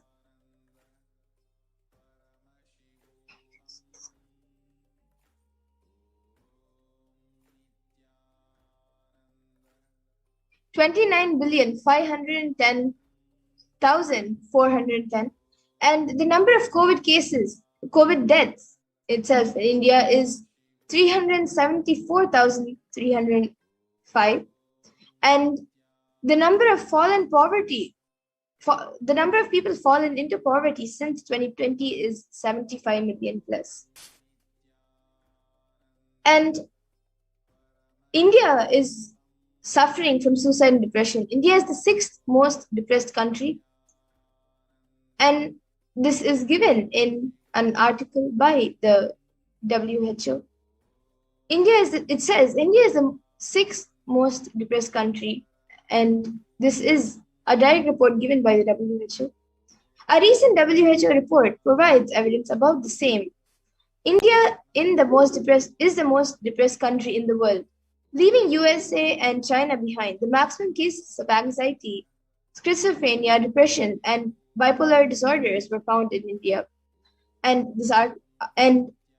with most cases going unreported, with 6.5% of the population suffering from some form of mental illness, This goes on to prove that there is a huge gap between patients and mental health care professionals to be filled. The ratio is quite staggering, with one doctor for every 100,000 patients. And you can also see how 6.5% of the population suffering from some form of mental illnesses, also with a suicide rate of 10.9 for every 1 lakh people. Suicide is one of the biggest causes of deaths in the age group of 15 to 24, and the average suicide rate in India is 10.9 for every 1 lakh people. And you can also see how India is suffering through natural diseases. You can see a few articles and the pictures of this from the Indian Express and Times of India. So how could we have prevented this? How could we have prevented this destruction? So we will now be seeing what Devi Parashakti revealed about this on the 31st of May 2021.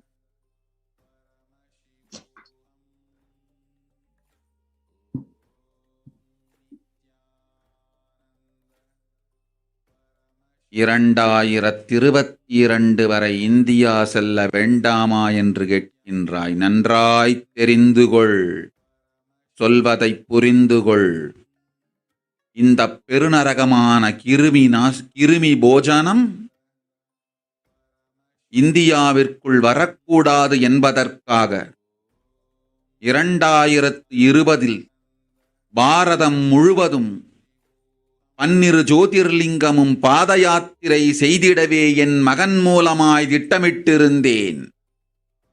படுபாவிகள் ஓடத்தின் மாலுமியை ஊர்விட்டு துரத்தினார்கள். என்ன நடக்கிறதென்று பார். முறையாக கைலாய நாட்டின் தலைவனாக நிறை மரியாதையொடு நல் மதிப்பொடு என் நிஜாவதாரம் நித்யானந்தன் திருவடி மீண்டும் பாரதத்தில் பட்டு பாத யாத்திரை செய்த பிறகு மட்டுமே நீ அங்கு செல்ல வேண்டும். அதுவரை உன்னை காத்து செல்லாதே. ஓம் ஓம் ஓம்.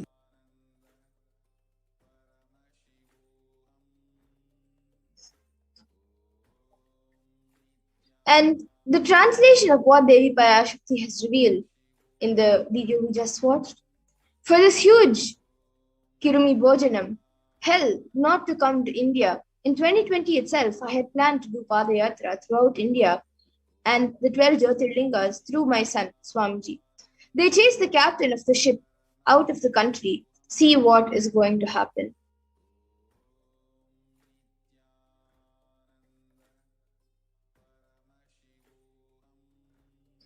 And now we will be seeing a video on where the Supreme Point of Hinduism has revealed the vision of the Padayatra in 2017 itself. Want to do 1 year Padayatra specially for this purpose in 2020. 2020, planning for a full year, I'm going to walk from Rameshwaram to Amarnath. 1 year with 10,000 people, just walking all over India to spend time with people. 2020, there will not be any program other than Padayatra and just spending time with people. Just walking. Of course, 10,000 people will be walking with me. Maybe 200 vehicles to carry our food and all the other items, transportation. Enjoying the river banks, forests, and time with nature. 10,000 people manifesting powers, walking from village to village. What do you think will happen?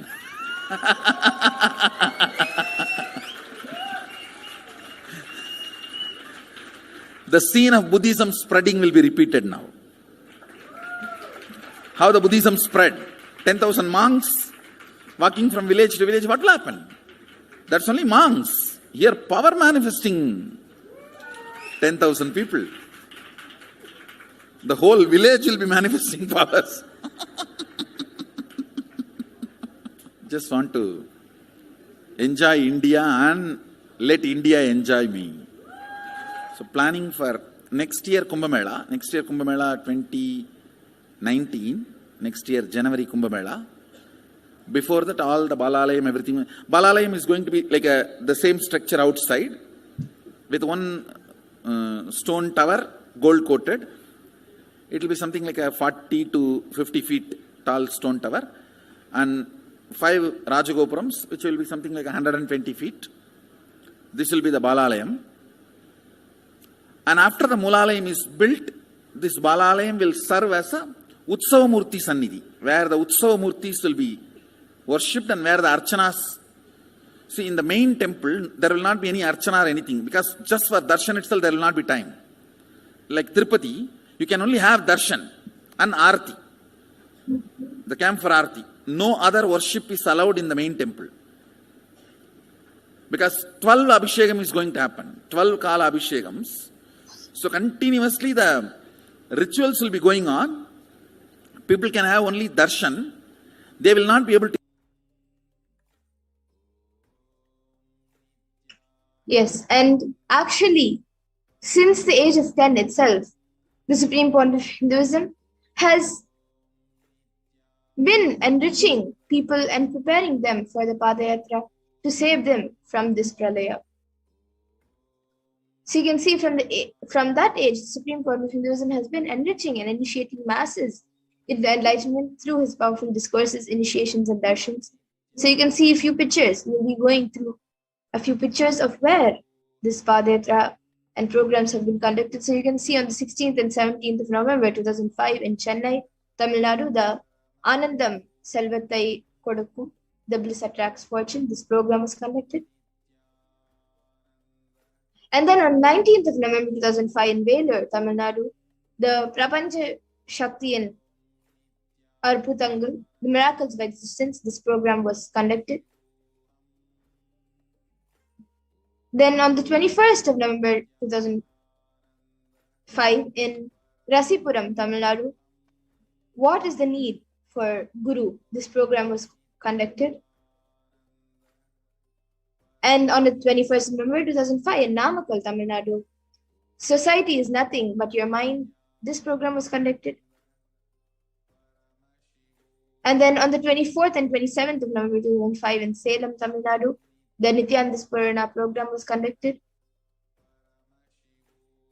Then the Nithyanandam program. And then in the 25th of December 2005 in Tiruvannamalai, Swamiji's birth star celebrations, the Nithyananda Jayanti was celebrated. And on the 1st of January 2006 in Adi Kailasa Savagnipeetham, the 29th Jayanti celebrations. These are a few pictures of that. And on 24th January 2006 in Tiruvannamalai, the Jayanti celebrations where Swamiji, you can see Swamiji addressing a school in Tiruvannamalai. Sorry, 4th January 2006. And on the 25th and 28th January 2006, the Nithyananda Paramashivam program in Chennai, Tamil Nadu.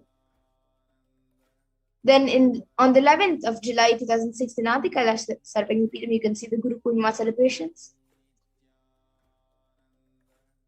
And then the Shakti Spurana program, the Bhakti Spurana program, you can see. Then you can also see the Dhyana Spurana program, few pictures of that. And you can also see Swamiji has conducted programs even for kids, the Little Anandas. Then on the 16th to 18th July 2006 in Salem, Tamil Nadu, the Saptayaham. You can see pictures of the Saptayaham conducted in Tamil Nadu, Salem.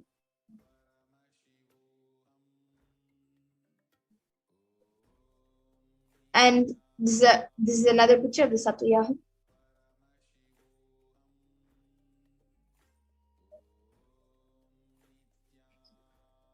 And in the 20th to 23rd July 2006 in Adi Kailasa Peetam, the Nithyananda Paramashivoham program. These are a few pictures of that.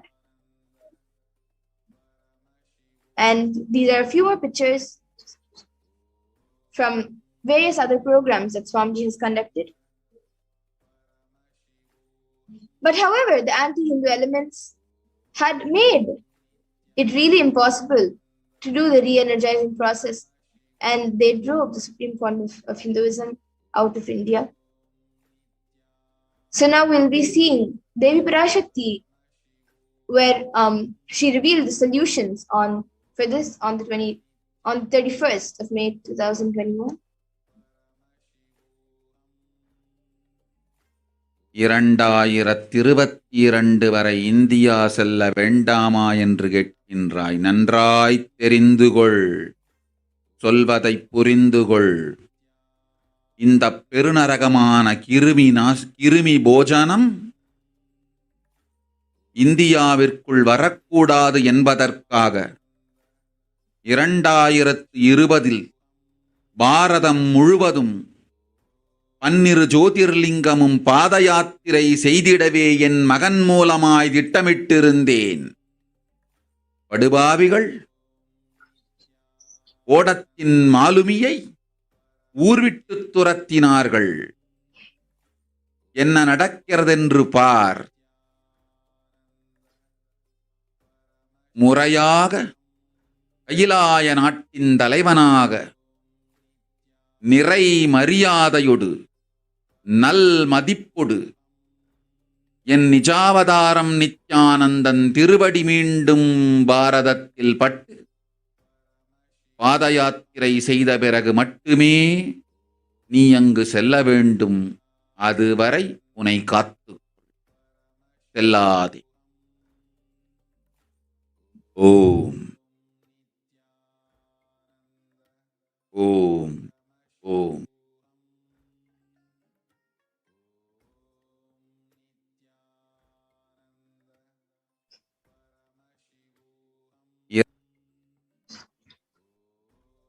And as we look around us, we see what the great rishis and the Vedic civilization forewarned as the Kali Yuga.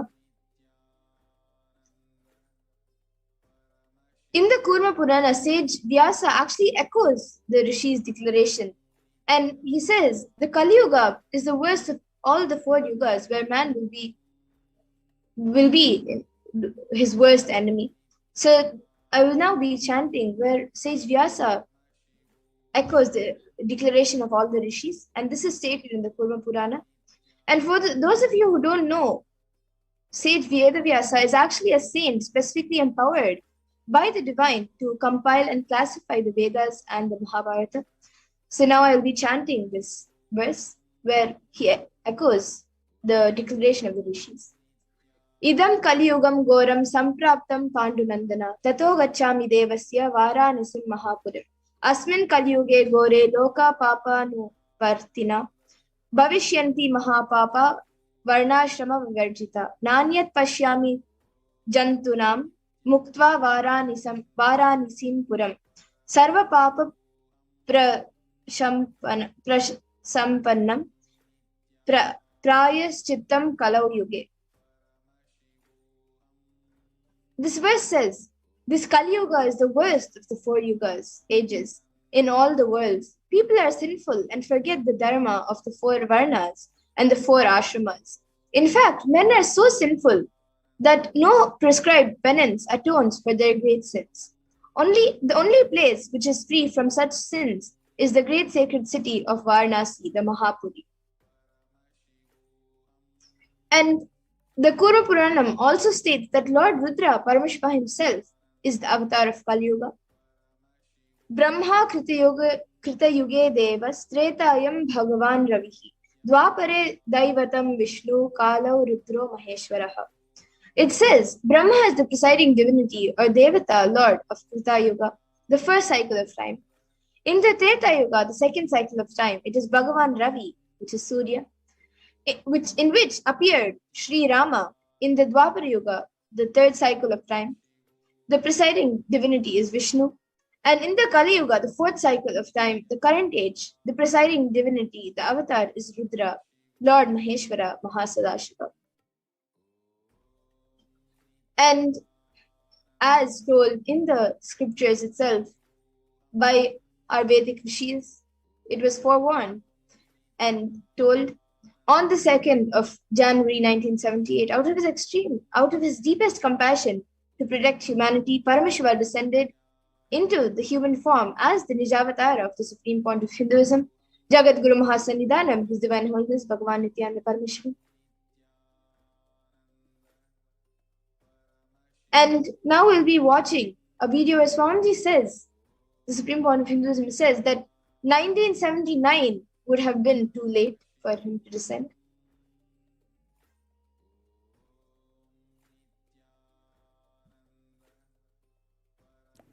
And I tell you, O Hindus, don't be afraid. I am back with the same signs. We are going to be rich.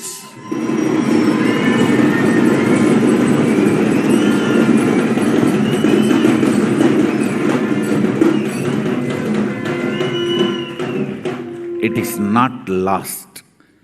Just the last minute climax. Before it was going to be put off, I've happened.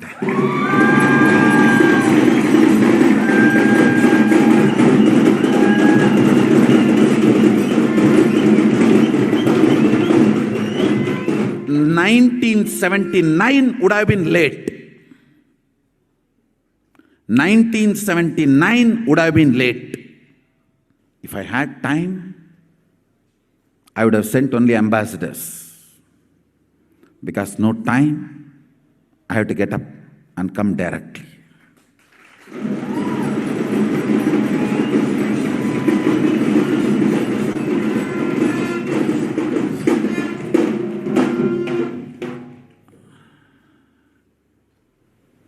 O Hindus, feel blessed.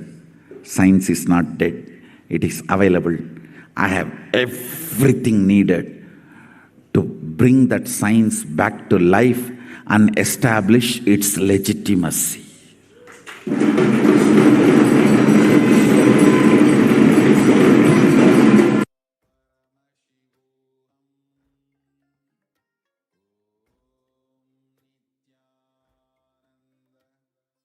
And the Avatar's advent on planet Earth was to protect the world from the great cosmic deluge to the new age, the Satya Yuga. So now we'll be watching a video where Devi Parashakti, what Devi Parashakti revealed on the 30th of April. ஓம் உலக மக்களே கேளுங்கள். கலி முற்றி கலி கழிந்து புதுயுகம் சத்தியயுகம் புறப்பட வேண்டிய காலம் வந்ததனால் வந்திருக்கின்றது இந்த பெரும் பிரளயம்.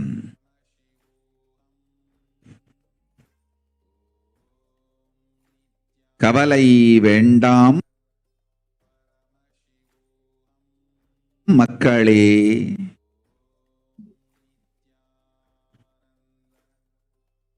நித்யானந்தன் வடிவம் தாங்கி நாமே இங்கு வந்திருக்கின்றோம்.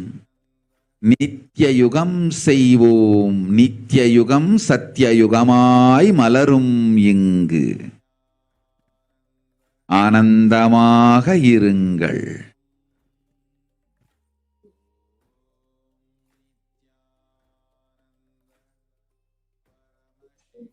And the translation of what Devi Parashakti feels in this, Devi Parashakti says, people of world, listen, Kali Yuga has matured and over. Time has come for Satya Yuga to happen. So this great Pradaya has come. Don't worry, people. In the form of Nithyananda, I myself have come here. I will make Nitya Yuga. Nitya Yuga will blossom as Satya Yuga. Be blissful.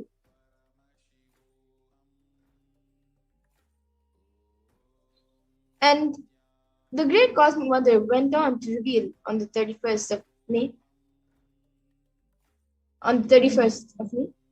for this huge hell Kirmi Bojanam, not to come to India in 2020, I had planned to do Padayatra throughout India in 12 Jyotirlingas through my son, Swamiji. In order to prepare for this, the avatar began the Padayatra at the mere age of 10. And he began to enrich thousands of people around the world on the truths from the sacred scriptures and the secrets of higher living. Even as the Supreme Pontiff of Hinduism was 14 and 15, all of his classmates recall the yatra where the Supreme Pontiff of Hinduism led them all from Gudiyattam, Tamil Nadu to Tiruvannamalai, his birthplace, and a huge spiritual pilgrimage site. And when the Supreme Pontiff of Hinduism was around 19 years of age, all his fellow monks at the Ramakrishna Mutt also recalled the yatra where the Supreme Pontiff of Hinduism led them from Chennai, Tamil Nadu to Tiruvannamalai, his birthplace, and gave them an unforgettable pilgrimage trip or experience. And the Supreme Pontiff of Hinduism continued walking the length and breadth of India, reaching more and more people and preparing each one of us until the Supreme Pontiff of Hinduism founded the international mission, the Nithyananda Sangha, to revive Kailasa internationally on the 31st of December 1999.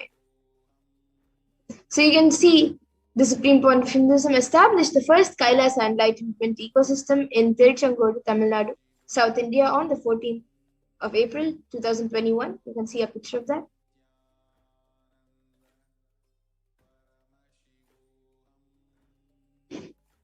On 2001. And in 2003, the Avatar continued his Vijaya Yatra all over the world to enrich people from all backgrounds. And he also intends, with intensity and dedication for the people, even among crowds of thousands who don't know English, the Supreme Pontiff of Hinduism's voice resonated deeply and his presence moved each one to tears. And in 2004, the Avatar led his disciples on the first Himalayan Yatra, visiting temples and delivering satsangs and initiating them to subconscious breakthroughs. And subsequently, the Avatar personally organized and led yatras yearly and guided individual souls not just to physical spiritual sites, but supernal spiritual realms also.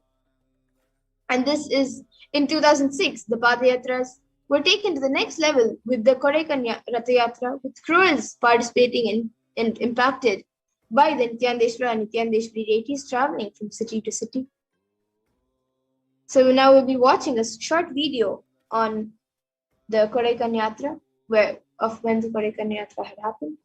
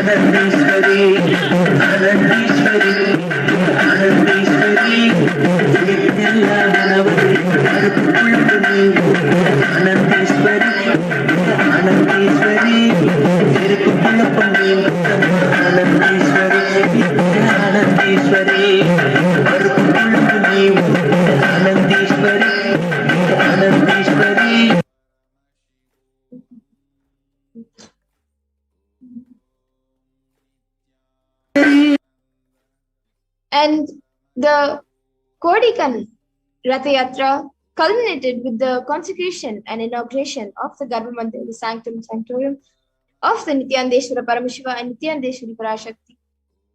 deities, and also the Swayambhulinga at Adi Kailash Sarvapeetham, Bengaluru, South India.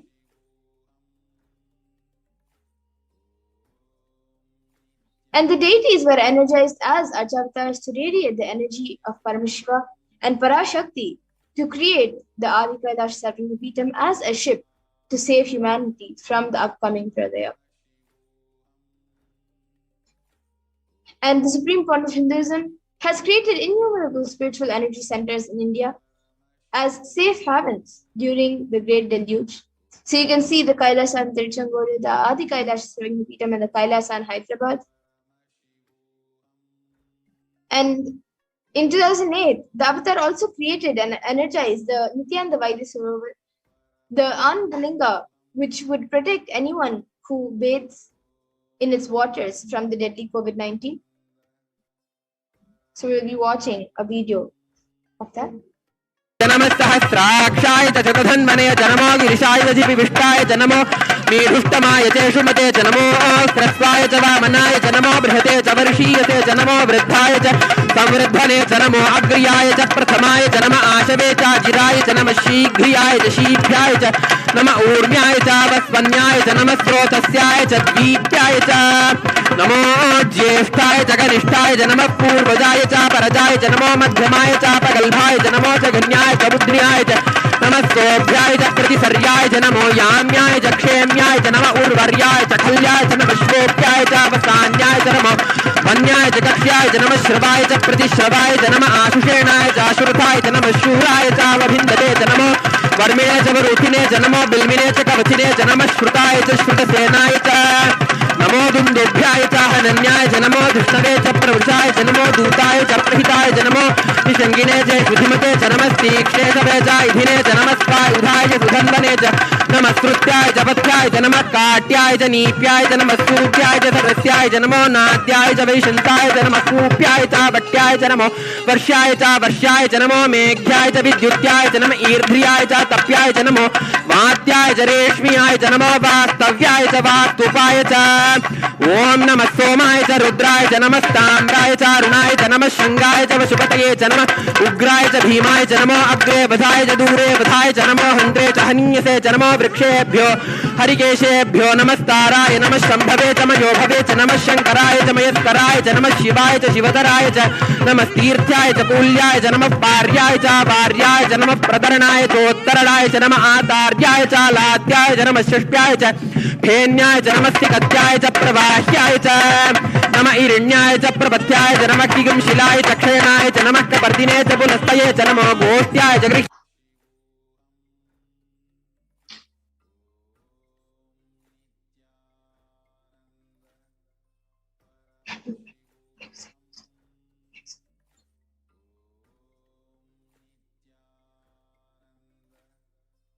And in 2009, the Avatar also held another Kodikan Rath Yatra and gathered international attention, creating movement where lakhs of Hindus once again embraced Hinduism.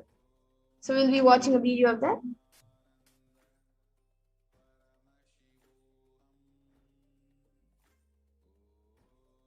போல நின்பதம் கண்ட என் மனோ நித்ய சத்குரு நித்ய சத்குரு நித்ய சத்குரு நித்யனே நித்ய சத்குரு நித்ய சத்குரு நித்ய சத்குரு நித்யனே நின்முகம் நீனைந்து இங்கு நிர்மலமாகவே ஆனதே இதய சக்கரம் அனகதமும் இனிமையோடு திறந்ததே நித்ய சத்குரு நித்ய சத்குரு நித்ய சத்குரு நித்யனே நித்ய சத்குரு நித்ய சத்குரு நித்ய Sadhguru நித்யனே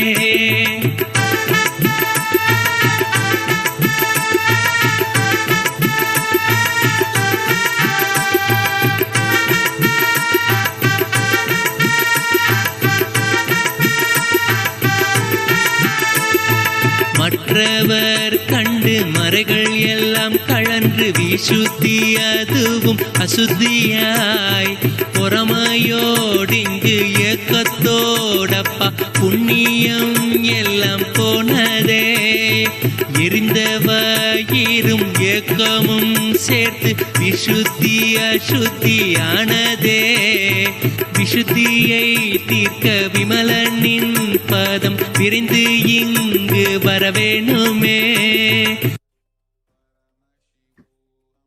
Yes, and wherever the avatar's feet have graced the planet Earth, there the seeds of superconsciousness have been sown. And with 1,000+ Kailasa ecosystems, Sarvajñapitams, enriching over 1 billion people worldwide, the avatar is the last hope for humanity. So now we'll be seeing few of the Kailashas around the world. So this is the Kailasa in Erode, the Adi Nithyananda. Then the Adi Kailasa Sarvajñapeetham in Bangalore, India. Then the Kailasa in Tiruvannamalai. Then the Kailasa in Columbus, Ohio, which was established in 2007. These are a few more pictures of that. And the Kailasa in Los Angeles, California, which was also established in 2007. This is also a few pictures from the Los Angeles temple. And this is the Kailasa in San Jose, California, established in 2009. And a few more pictures of the Kailasa in San Jose.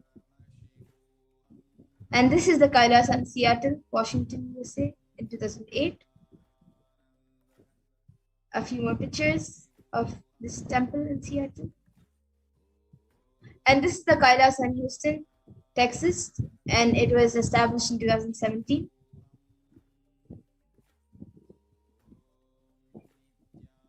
And this is the Kailasa in Charlotte, North Carolina, established in 2013.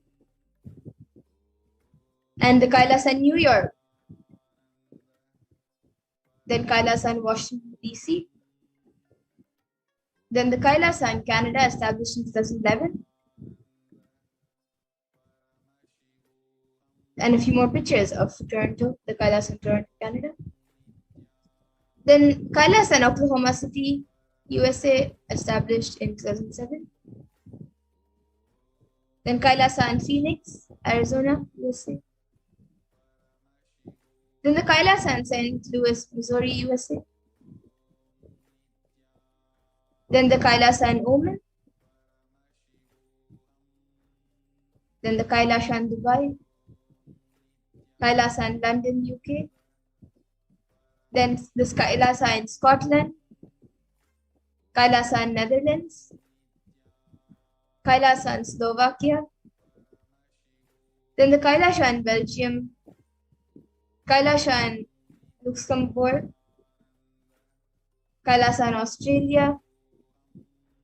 Austria. Kailasa in Germany. Kailasa in Italy.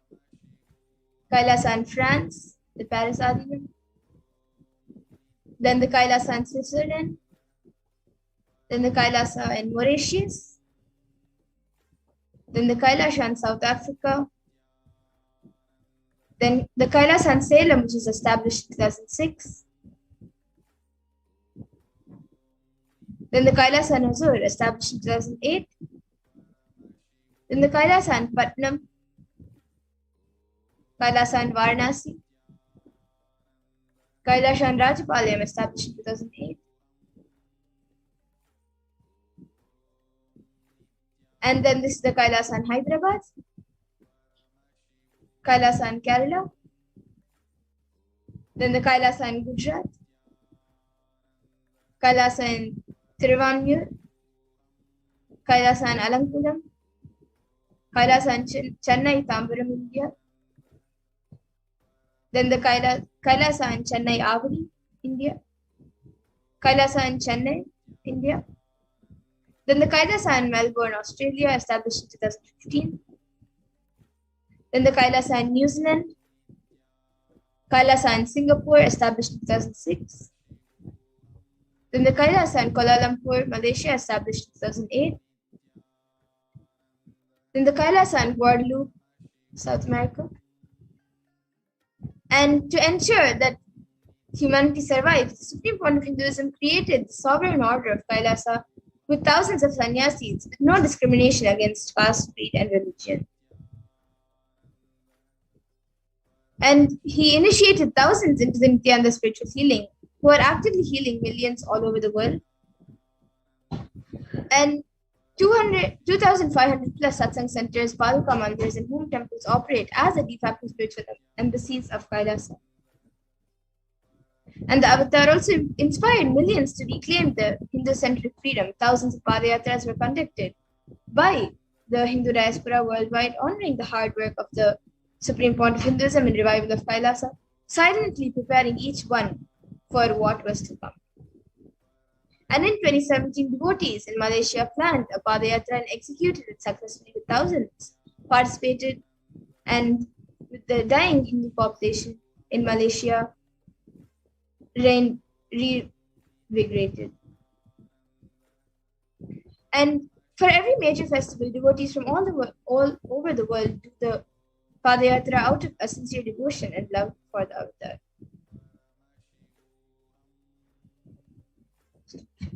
So now we can see a few global achievements and services. With over 1 billion e-citizens, 26 plus years of humanitarian services, 1 billion free organic nutritious meals served and continuing to serve. And world's largest university established in the US, Canada, UK, Slovakia, Switzerland, and France. And a diverse global population in 347 cities, 196 countries across 6 continents. And the world's greatest Hindu nation with over 1 billion views.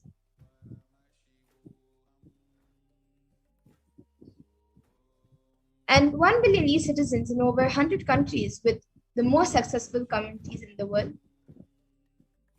So you can see all the various places around the world where the e-citizens and Kailashas are present. And a few global initiatives which were taken is the holistic health, the education and development of human potential, sharing the practical applications of Hinduism, Sanatana Hindu Dharma, and its science of enlightenment, through which we have made breakthroughs.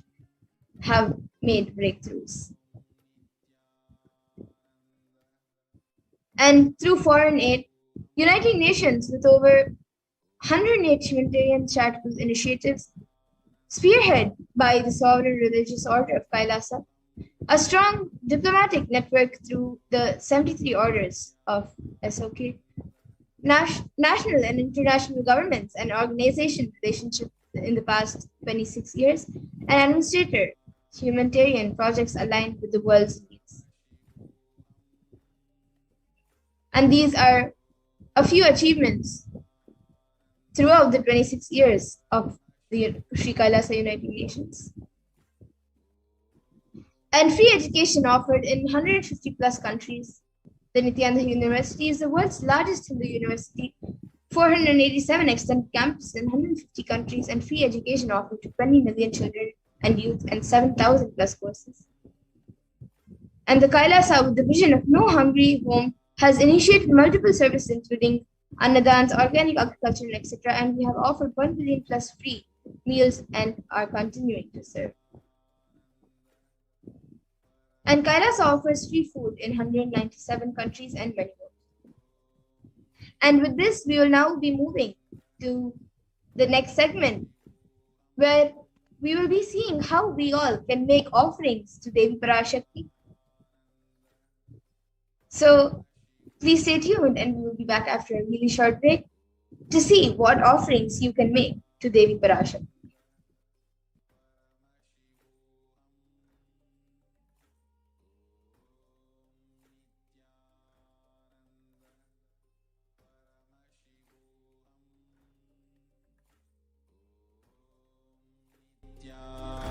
Nithyananda Paramashivoham.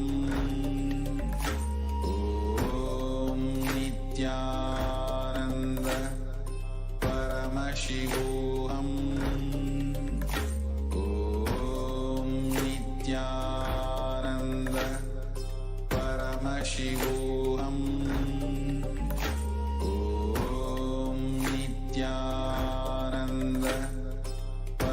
Paramashivoham.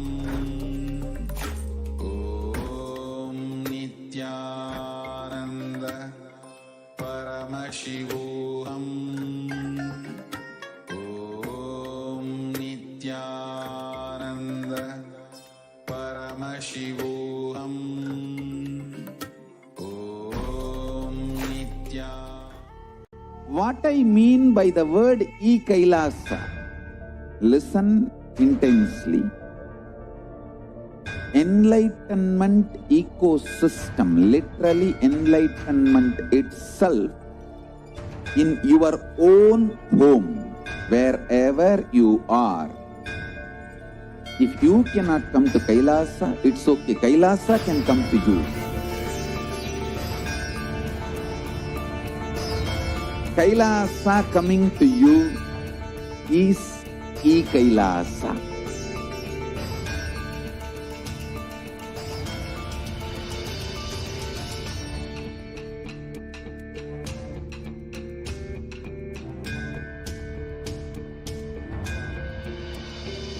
I will revive Hinduism. Paramashivoham.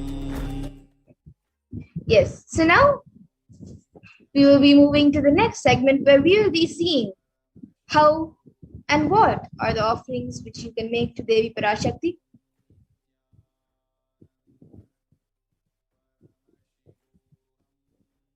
So the first significance of the offerings is a giving of a divine gift to pure love, devotion, and oneness, and it consists of two parts: one which is giving and two which is accepting. Only when the divine accepts what one offers, the offering becomes complete. Offering is not made out of fear nor out of greed. When an avatar lands, the offerings are purely a part of the grand Leelas played out for the only purpose of enlightenment.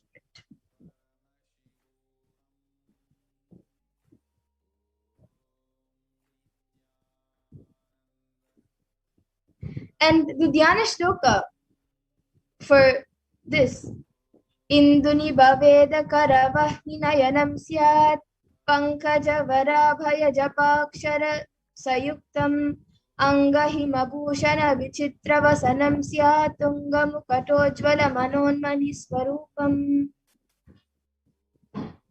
And the meaning is the moon-like face holding Vedas, books on hand, fire in eyes with lotus flowers, gracing and blessing hands, and one hand with Japamala, beautifully decorated with jeweled ornaments in wonderful clothes, and shining crown. Her name is Manonmani. So this is from the Mulagama Manonmani Dhyanam. And another Dhyana Shloka about the offerings. Dhyaye Devim Trinetram Shashi Nibha Vadanam Vedahastam Dadanam Savye Padmam Varadamapare Chabhayam Chakshamalam Divyair Bharanair Vibhushita Tanum Brahma Divi Pujitam Devi Meva Manonmanim Pratidinam Kamar Datrim Shubham. And the translation is, I meditate on Devi with 3 eyes, glowing like a moon, and hold the Vedas, lotus, and gracing with blessing and gracing hands. She is wearing beautiful ornaments. She is worshipped by Brahma and other many gods, and showers auspicious boons for all actions every day. So this is also from the Mulagama Manonmani Dhyanam. And the significance of the divine element of gold. Many of us might think that gold these days is actually like an asset or something that we call as very precious. But actually this element of gold is given, the significance of this element gold is given in the Vedas itself. So this comes from the Atharva Veda. Treda Jutam Janmanedam Hiranyam Agnirekam Priyatamam Bhabuva Somasyaikam inasitasya parapatata apamekam vide samreta ahutate hiranyam trividasva vise. And the translation for this is, triply born by birth is this gold. From the atoms of Agni is one. It becomes dearest to Agni. One fell away from the Soma when it was hurt. One they call the seed of virtues and powerful Apa, watery molecules. Let that triple gold be for your long life. So gold is actually a divine element. It purifies anything it touches. It is an element of spiritual significance and great spiritual power of healing and enlightening. The vibration of gold has the power to infuse sattva energy and positive thought currents in anyone who wears and anyone who sees or operates in its vicinity. And gold is present in all scriptures, agamas, Vedas, Shrutis, Smritis, Itihasas, and Puranas. In all Hindu scriptures, it is abundantly displayed that gold is the most auspicious and purest metal which purifies our being. In the Hindu civilization, everything was built in gold, exchanged in gold. Ritual feasts were offered in gold bricks. And when one was to be saved from life-threatening illnesses, gold was offered as a ritual fee. Gold was in abundance and used for weighing equivalent amounts of commodities, including cows, and kingdoms were built with huge doors of gold. The streets would have huge columns and huge archways made of gold, and cows were dressed in gold. And Hindu civilization thrived on the banks of rivers of gold. The Indus River was called the Hiranyamaya, the river of gold. And in the Rig Veda 5.75.8, 10.75.8, the river Saraswati was called Hiranyavartini in Atharva Veda.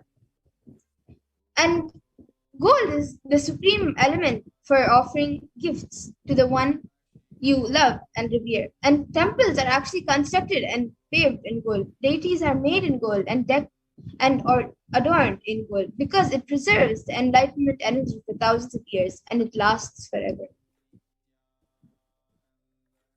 And the first offering is, which you can make to Devi Parashakti, and you can even make it in the YouTube channel now, is the E-Hundi offering. And the pramana for this, Bhakti Priya, Bhakti Gamya, Bhakti Vashya Bhayapaha, Shambhavi Sharada Aradhya Sharvani Sharmadaini. And this verse says, Devi is fond of true devotion and is realized through devotion.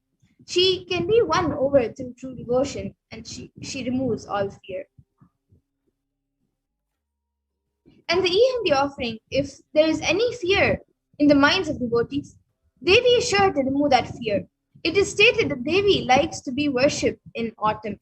Here, it is meant that autumn of our lives, when thoughts turn more and more inwards, the role of the divine is known and understood clearly. The need for Devi worship becomes stronger. Shambhavi is the consort of Shambhu, Lord Shiva. Sharadaradhya means worshipped by Sharada, Saraswati. Sharvani, which is wife of Lord Shiva, where the Linga Purana says Lord Shiva is called Sharva in his earth form. And Sharmadayini, Devi who bestows happiness on devotees. You can offer your gratitude and devotion to Devi Parashakti by offering your kanika, and your name shall be chanted during the puja to Devi. And the next offering is the Sankalpa chanting, which is $1. And the pramana for this says, the goddess enchants this universe and she herself gives birth to this universe. That goddess being prayed without interest in anything gives that knowledge that leads to salvation and gives wealth in materialistic sense. And this is from the Devi Mahatmyam, chapter 12, verse 34. And offering the Sankalpa, the conscious resolution, blesses the person offering with all fruition of the desire and wishes he or she is earning for. So you can sign up for any of these offerings at tiny.cc/Devi offerings.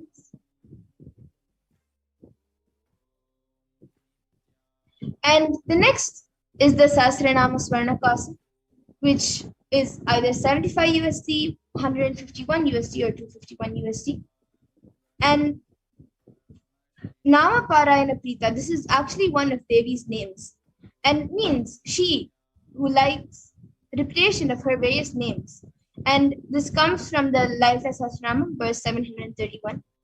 And this is the offering of 1008 names of Devi Parashakti. It is very special and unique Archana offered to the Mahameru of Devi Parashakti. So you can offer a gold coin inscribed with each of the 1008 names and receive the blessings to have the Ananta Kalyana Gunas, all the divine qualities of Devi Parashakti. And the next offering that you can make to Devi Parashakti is the Mukta Anguti, the fingering with the pearl. And this, the pramana for this comes from the Meenakshi Pancharatnam, the second paragraph of the Meenakshi Pancharatnam. Muktaharala Satkirita Ruchiram Purnendu Vaktra Prabham Sinjannu Pura Kinkini Manidaram Padma Prabhavasuram Sarvabhishta Palapradam Gidisutam Vanira Masevitam Meenakshi Pranatosmi Santatamaham Karunyavara Nidhim. And it means, I bow to the goddess Meenakshi, whose crown has garlands of pearls and the face shining like full moon, who wears anklets that are studded with gemstones and has small bells, who is shining like the splendor of lotus, who grants all the wishes, the daughter of the mountain, who is worshipped by goddess Vani and Rama. I remain ever bowing to the goddess Meenakshi, the ocean of compassion. And the Mukta Anguti, the fingering with a pearl, you can offer the pearl finger ring, and receive blessings to be showered by her compassion and pure love in all your business endeavors.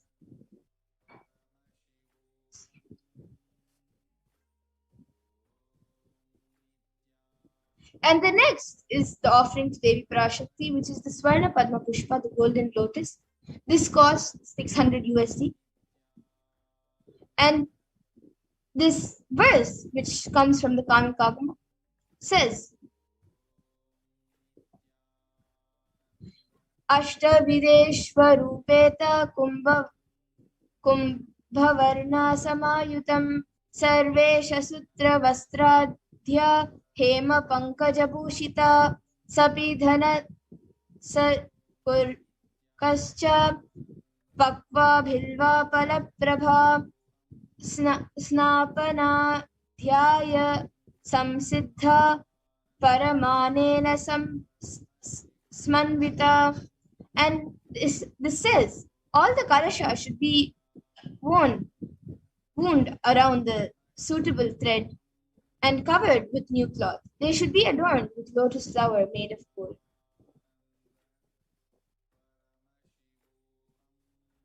And this offering of the gold lotus, you can make it in any size you wish to, and be blessed to have the state, space, and powers of Devi Parashakti in your inner space amidst any or every adverse situation in your life.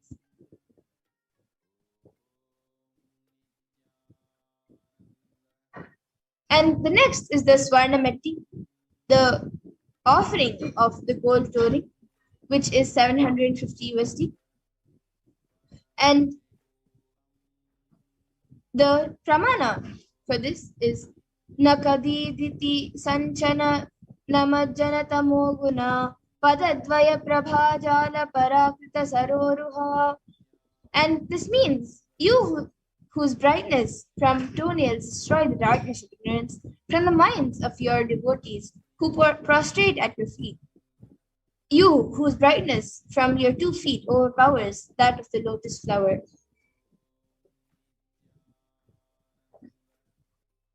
And the offering of the storing to Devi adorning her sacred feet, to be in constant gratitude for receiving her blessings in even the most difficult aspects of your life. And the next is the Swarna Mangtika, the gold hairline jewelry. This says, Shuddha Sarabhi Varshini. She who makes nectar flow in all of our nerves from Sahasrara. She who gives the very pleasant experience of the ultimate. So this Mangtika represents the nectar flowing from the Sahasrara chakra, which is fully open. And then the next, the Swarna Mangtika is when you offer that, you can receive blessings of achieving the bliss state of overflowing gratitude and space of complete completion.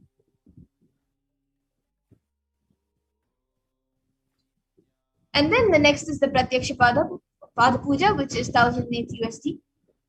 And the illuminating splendor of Devi's toenails dispel the darkness of ignorance in the devotees prostrating at her feet, and her feet defeat the lotus in beauty.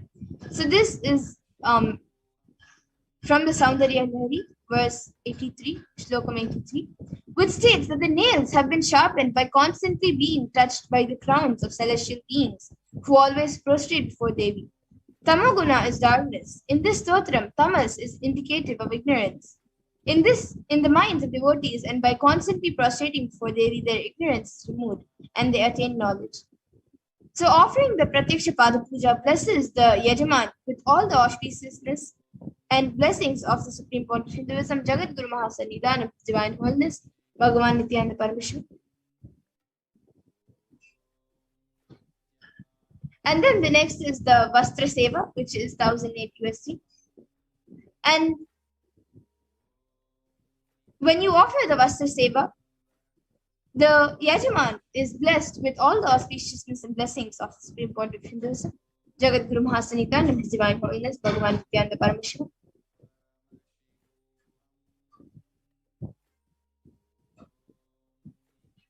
And now you can see a summary of all the offerings. So the e-hundi is any amount. You can offer any amount which you would like. Then the Sankalpa chanting, the offering of conscious resolution, is $1. Then the Devi Sahasranama Kasu, which is pure gold coin, each with one sacred name of Devi Parashakti from the 1,008 names, is either $75, $157, or $251. And then the next is the Mukta Angti, which is the pearl fingering.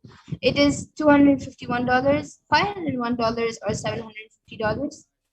And then the next is the Swarna Padma Pushpa, which is the gold lotus flower. And that is 600 USD, 12,000 USD, or 18,000 USD. And then the next is the Swarna Metti, the gold flooring for the lotus feet of Devi, which is $750. And then the next is the Swarna Mangtika, the gold hairline jewelry, which is $750. And then the next is the Pratyaksha Pada Puja, the offering of ritualistic gratitude to the Supreme Pontiff Hinduism, which is $1,008. And then the next is the Vastra Seva, which is also $1,008. And to make an offering to Devi Parashakti, in the registration form, there are 2 options. You can either register to offer today or an intention to offer specific sevas. So if you're not ready right now and you feel that you need time or you need help or guidance in any of the sevas, you can fill the intention to offer any of the sevas, any specific seva, and you will be guided and helped through the process. And you can also make the offering whenever you are ready to make the offering. And if you are ready to offer today, you can choose that option. And in the registration form, you will have 3 options. The interested in offering, need help in manifesting, and need more details. So whichever you need, you can choose. So if you're interested in offering, you can choose that. But you're not ready, you can just choose the interest in offering. And whenever you are ready, you can make the offering. And if you need help in manifesting the offerings, you can choose that option, and you will be guided and helped for the offering. And if you need more details, you can choose that option, and you will also be guided and helped through the process and you will be given more details about the offerings. So for that, you can register on http://tiny.cc/BHAVASAMADHI. And for the online payment, if you're ready to offer seva by online payment, you can visit http://tiny.cc/baby offerings.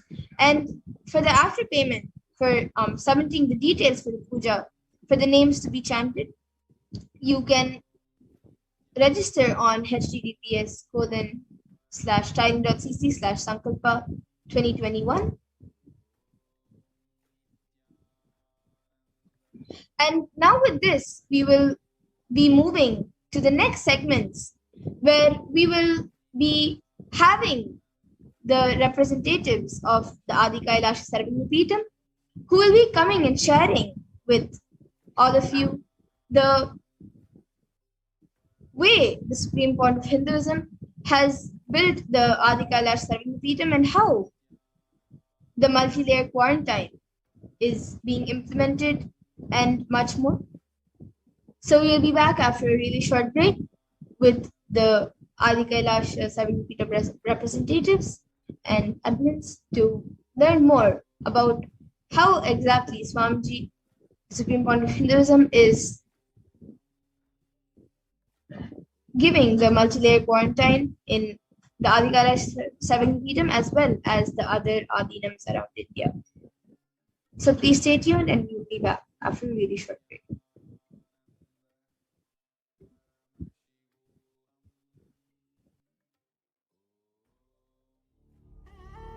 What I mean by the word Kailasa, listen intensely. Enlightenment ecosystem, literally enlightenment itself, in your own home, wherever you are. If you cannot come to Kailasa, it's okay. Kailasa can come to you. Kailasa coming to you is Kailasa.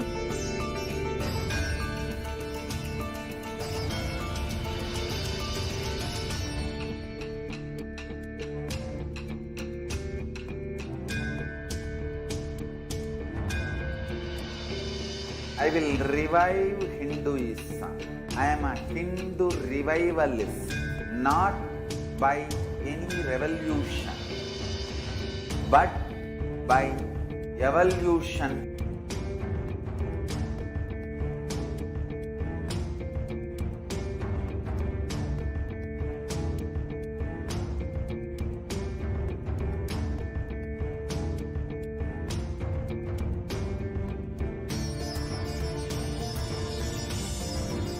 And setting model community.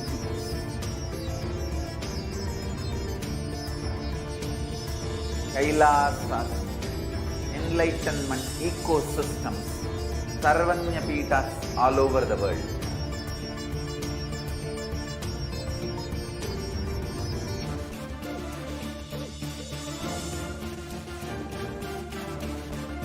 All powerful cognition, knowledge, only when you live, power manifestation and possibilities manifestation happens.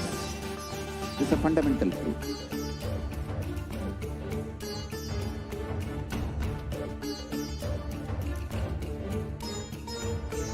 Hinduism cannot live exclusively as one sampradaya. No. all sampradayas of Hinduism is an ecosystem.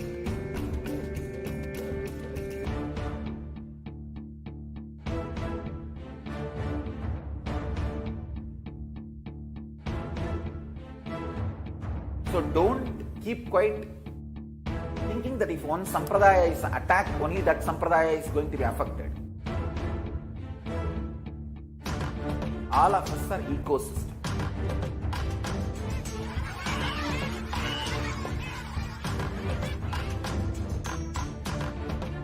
I invite all of you to get involved and enjoy Hinduism by the principle of Dharmo Rakshati Rakshitaha.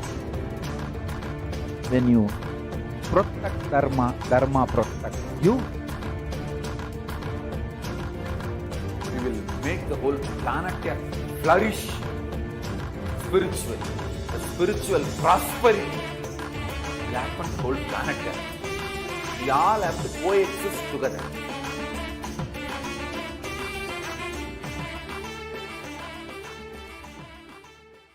Just be alive for next 3 years. Don't die within next 3 years.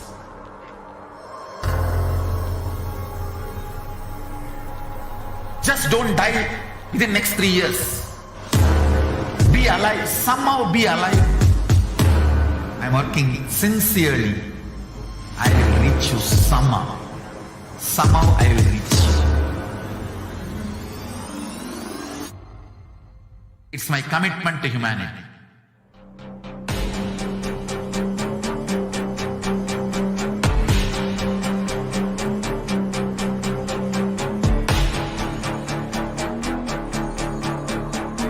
Just don't die within next 3 years. I will reach you wherever you are, whichever corner of the world you may be. I will reach you with enlightenment. You manifesting the space, state, powers, being Paramashivoham. It is possible, and it is possible for you.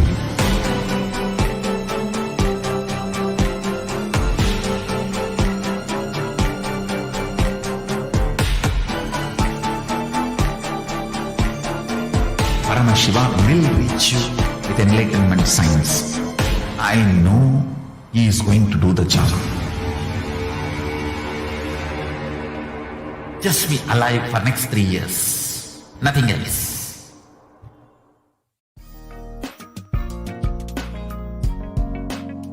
We get you health. We get you ability to build beautiful relationships in your life. We get you direct spiritual support, and we make sure you become wealthy.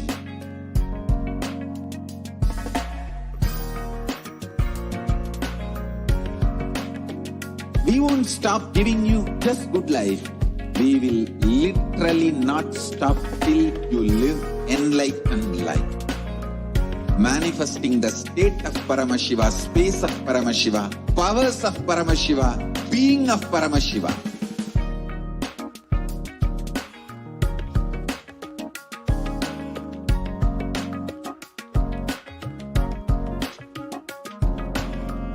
Whole world should become Kailasians. I want the whole world to know Hindus have something great to contribute to the world.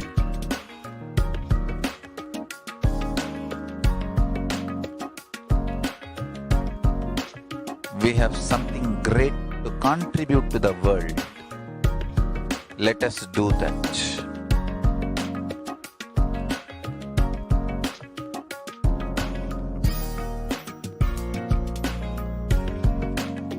Kailasa is proper customized spiritual service helping you to identify your root patterns of suffering. We have perfected the science of helping every individual from every cultural, religious, nationality background.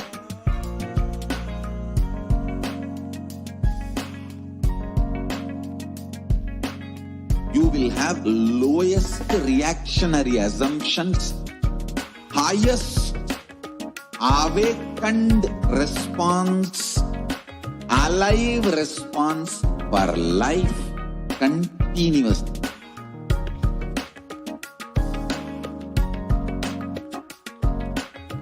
Kailasa is enlightenment ecosystem, literally enlightenment itself in your own home, wherever you are.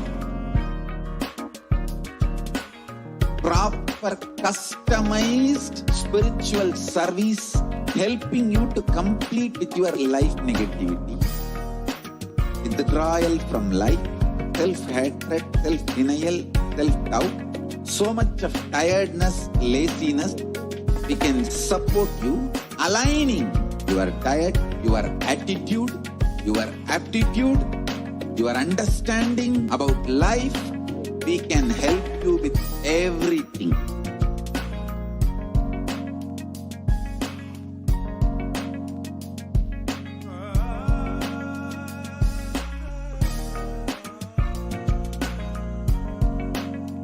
If you are interested in enlightenment, we will immediately bring this to you. If you are not interested, we will explain the whole science, inspire you and make you interested in enlightenment time. We need to cater this enlightenment science to the whole world wherever they are, because enlightenment is the birthright of all human beings. Kailasa is responsible to provide that to all human beings.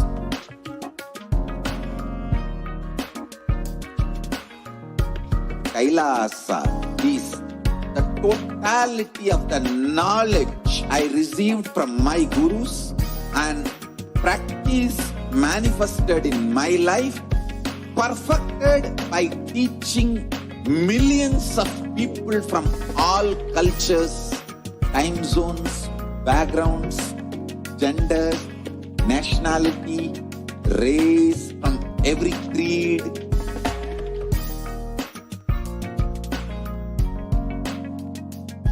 So this absolutely perfected knowledge available to you, served to you in your home, without even you moving out of your couch, free of cost.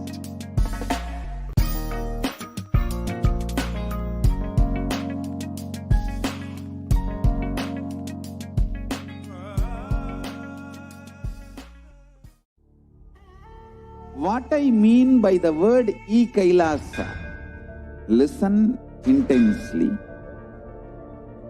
Enlightenment ecosystem, literally enlightenment itself in your own home, wherever you are.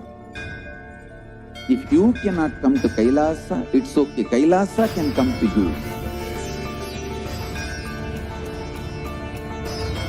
Kailasa coming to you is Kailasa.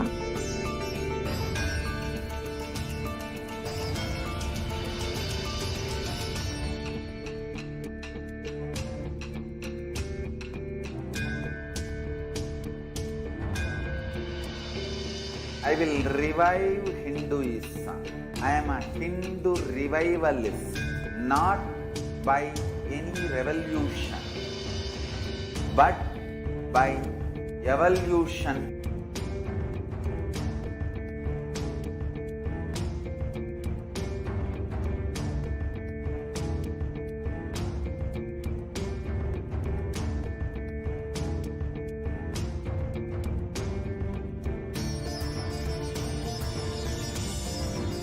And setting model community.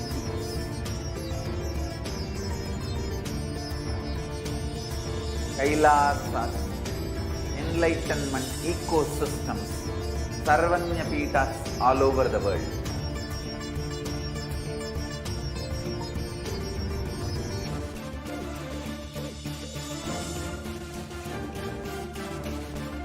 All all powerful cognition, knowledge, only when you live, power manifestation and possibilities manifestation happen.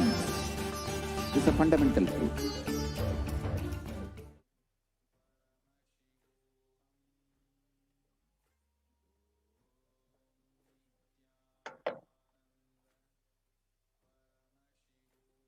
Nithyanandam, welcome back.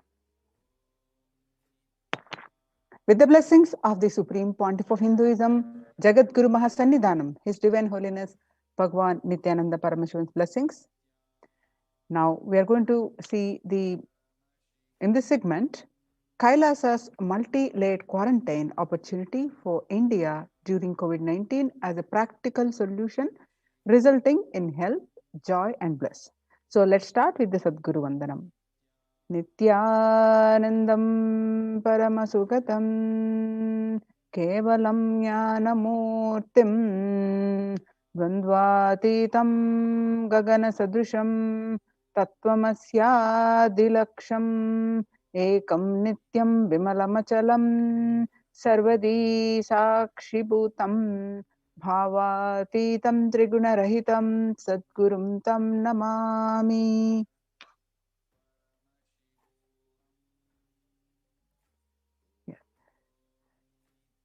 So during Akashic readings, Devi Parashakti revealed on 5th June 2021 about the mental health of the people across the world who are affected by the pandemic, and state of the world records across world reports confirming the same, and the Supreme Pontiff revealed what needs to be done and successfully implemented in all the Kailasas across the globe. And it is recognized now by the United Nations. The report submitted by the Kailasa Union is recognized by the United Nations. So we're going to see that in this segment, and how these Kailasas ecosystems are implementing these successful methodologies which are recognized by the United Nations, and also in this segment. So on 5th June 2021, Devi revealed to the world that not only people dying in crores, financial and mental retardedness, you will also see minds getting collapsed. Freedom from all this suffering is the life of living enlightenment. First, prevent yourself from this deadly corona. Oh people, do the job of saving life as first priority. And listen properly, people. The only way to protect yourself from this overflowing cosmic pralaya and from the demonic people who search for destruction for themselves and for others because of pralaya, go to Adi Kailasa, getting shelter at the feet of Paramashiva. Save yourself from corona and death, economic crisis, and mental collapse that is formed because of corona. Save yourself and move towards living enlightenment. Move towards Paramashiva, Parampurul, doing yoga and tapas, doing seva to all the devotees of Paramashiva. Live a good life.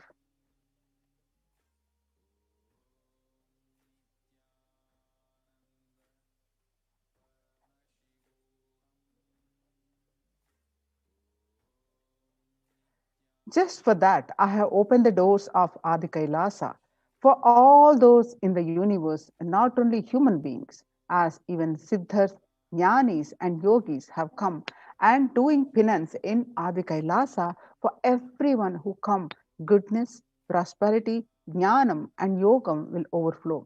Do not have fear, bliss is there. And do not have worry, I will protect with goodness. Just for that, I have opened the doors of Adi Kailasa for all those in the universe, not only human beings, as even Siddhas, Jnanis and Yogis have come and are doing penance in Adi Kailasa. For everyone who come, goodness and prosperity, Jnanam and Yogam will overflow. Do not have fear, bliss is there. Do not have worry, I will protect with goodness. happiness is there, enlightenment is there. Do not have fear, bliss is there. I am solving sufferings. I am the Samyapurattu Kannattal who comes and helps at the right time. The revelations about the mental health we just saw, which Devi revealed on 5th June 2021, and media articles confirming the same on 6th June 2021. According to the new study, the psychiatric symptoms like depression, anxiety exhibited by the COVID-19 patients, the neurological symptoms are also showing to be common in those who have contracted COVID-19, even in mild cases. What Devi revealed about the mental issues on 5th June 2029 and media articles confirming the same on 8th June 2021. BMC Psychology published on June 8th the impact of COVID-19 on the mental health of US college students. This results indicate that students closer to graduating faced increases in anxiety, which is 60.8%, feeling of loneliness, which is 54.1%, and depression, 59.8%, and many reported worries for the health of loved ones. Most impacted their mental health status, about 20%, and the need to take care of the family most affected current and future plans, which is 31.8. Almost one half of students took to exercising and other remedies. The rates of anxiety and depression among the college students continue to soar. Researchers at the Dartmouth College, who have tracked the moods and behaviors of about 200 college students for 4 years, say stress levels are at their highest. A report by the Lauren Lumpkin on June 10, 2021, the Dartmouth College researchers began tracking 217 students when they entered the school as freshmen in 2017 in the hopes of understanding how they behave. They have seen students' stress levels rise and fall, usually in tandem with midterm and final exams. But since the onset of the coronavirus pandemic, the rates of depression and anxiety have soared the highest and showed no signs of coming down, and said the Andrew Campbell, a researcher and computer science professor. The psychology today on coronavirus, the psychological trauma and PTSD event. Much has been said about the mental health crisis that is occurring related to the coronavirus pandemic. Much of this information has focused on the all-consuming anxiety, panic, and fear that many are experiencing. While this is important and needs to be at the forefront of discussions, something that has not been discussed in this psychologically traumatic nature of what our nation, our world, and are experiencing. The increased prevalence of post-traumatic stress disorder is expected to emerge as a primary factor driving the growth of the global post-traumatic stress disorder, which is PTSD, therapeutics market over the period of assessment, which what it used to be 2019 and what is expected 2027 is going to be 11.91%. According to the CNN, there is a high prevalence of mental distress in countries across the globe due to the coronavirus pandemic, especially among healthcare workers and children. According to the United Nations and the World Health Organization, the impact of the pandemic on people's mental health is already extremely concerning. The World Health Organization Director General Tedros Adhanom said in a recent news release to the CNN, "It is now crystal clear that Mental health needs must be treated as a core element of response to and recovery from COVID-19 pandemic, Tedros added.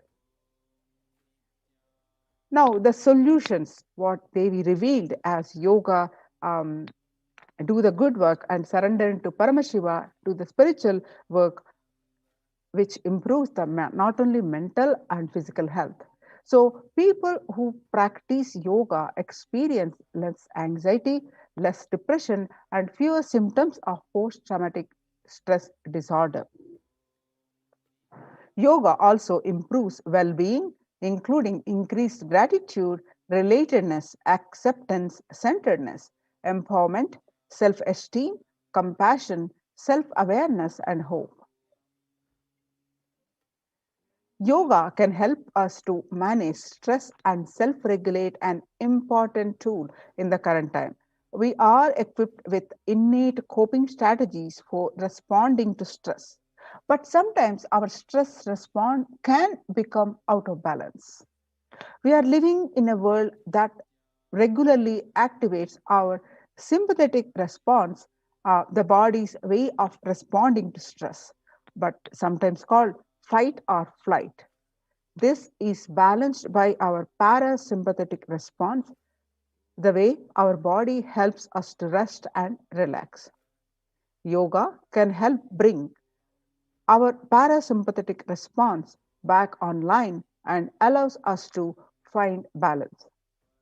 Activating our parasympathetic response brings us into a more restful space and allows us to find calmness, connection, and compassion. The deep mindful breathing of yoga and meditation stimulates the vagus nerve, which activates the parasympathetic nervous system and supports self-regulation and stress management. Yoga can be a valuable tool for self-care, especially in challenging times. Yoga is now being used as an empirically based treatment, often in combination with other inventions, which benefits for both physical and mental health.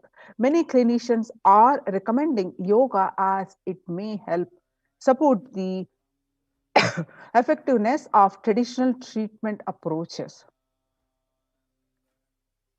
According to the Psychology Today online article, when we actively choose a tool of self care, we better equip ourselves to survive and seek resilience in different circumstances. While it is but one tool, yoga offers the potential for connection and well being, even in these challenging times. Spirituality benefits mental health. Research shows that individuals have better mental health if they belong to a particular community or have religious beliefs. Spirituality can help people in many ways. First and foremost, spirituality or religion can help people find meaning in their life, which is instrumental in improving one's mental health.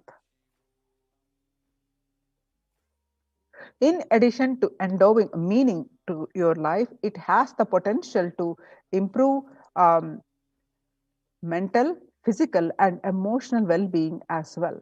It has been a source of relief and comfort for various challenges issues for thousands of years. Revelations to the world by the Supreme Pontiff of Hinduism, Jagadguru Mahasannidhanam, His Divine Holiness Bhagavan Nithyananda Paramashivam on 22nd May 2021. Paramashiva is very clear. Focus on making your body alive, life alive. Mind is obsessive compulsive reaction. It is nothing but a bunch of unconscious reactions. Do not try to sympathize with the mind. Make your body and life alive. That is the only priority for all of you. I am talking to everyone who has a little love and sympathy for me. For all of you, take this as a guru walk. Make your body consciously strong. Gym will build muscles. Make your make you look very nice in the outside. But only yoga and Ayurveda lifestyle will make your body conscious. Just see all over the world, all the gym bodies are just dropping dead. Only yoga will make you internal organs strong and your ability to manifest consciousness strong. Let me give you the solution from Paramashiva to protect yourself from this whole pralaya, not just from corona. The amount of depression, mental suffering, the way the whole world is suffering, the kind of poverty happening, people losing their job, income, having insecurity, comforts being lost so much. Just make your life extremely strong. Supreme Pontiff of Hinduism continued to say that 3 years back I said, keep yourself alive for next 3 years. I have enough evidence that 3 years back I trained the whole Kailasa, the devotees, the devotees in their own homes, and second, these Kailasa Vasis inside the Sangha, physically, mentally, psychologically, or consciously for quarantine lifestyle. For being active without getting mentally broken by being in one place, doing intense yoga, making the body and internal organs strong, taking bay leaf, neem juice, tulasi, haritaki, triphala churna, Ayurvedic lifestyle of less food and more energy, more activism. I only told it is for an important reason. Please wake up.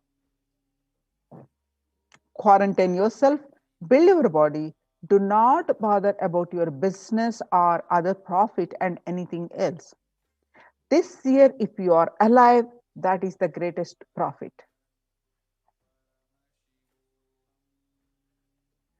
Now, the efforts that the Supreme Pontiff of Hinduism put in combating the pandemic and his Kailasa de facto spiritual embassies and successfully implemented in India and many ashrams, adhinams.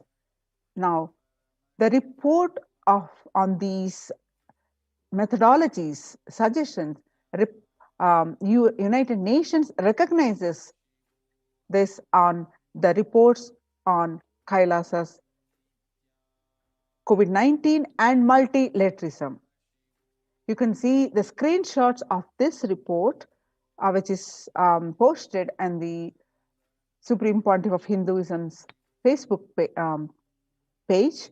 You can see the screenshots of this, and you can also see some more screenshots of this Facebook page, which are published the United Nations report. A detailed report has been, you can yourself click on the report published on their website, https://www.ohchr.org, Adishaivate Minority Tradition, ASMT.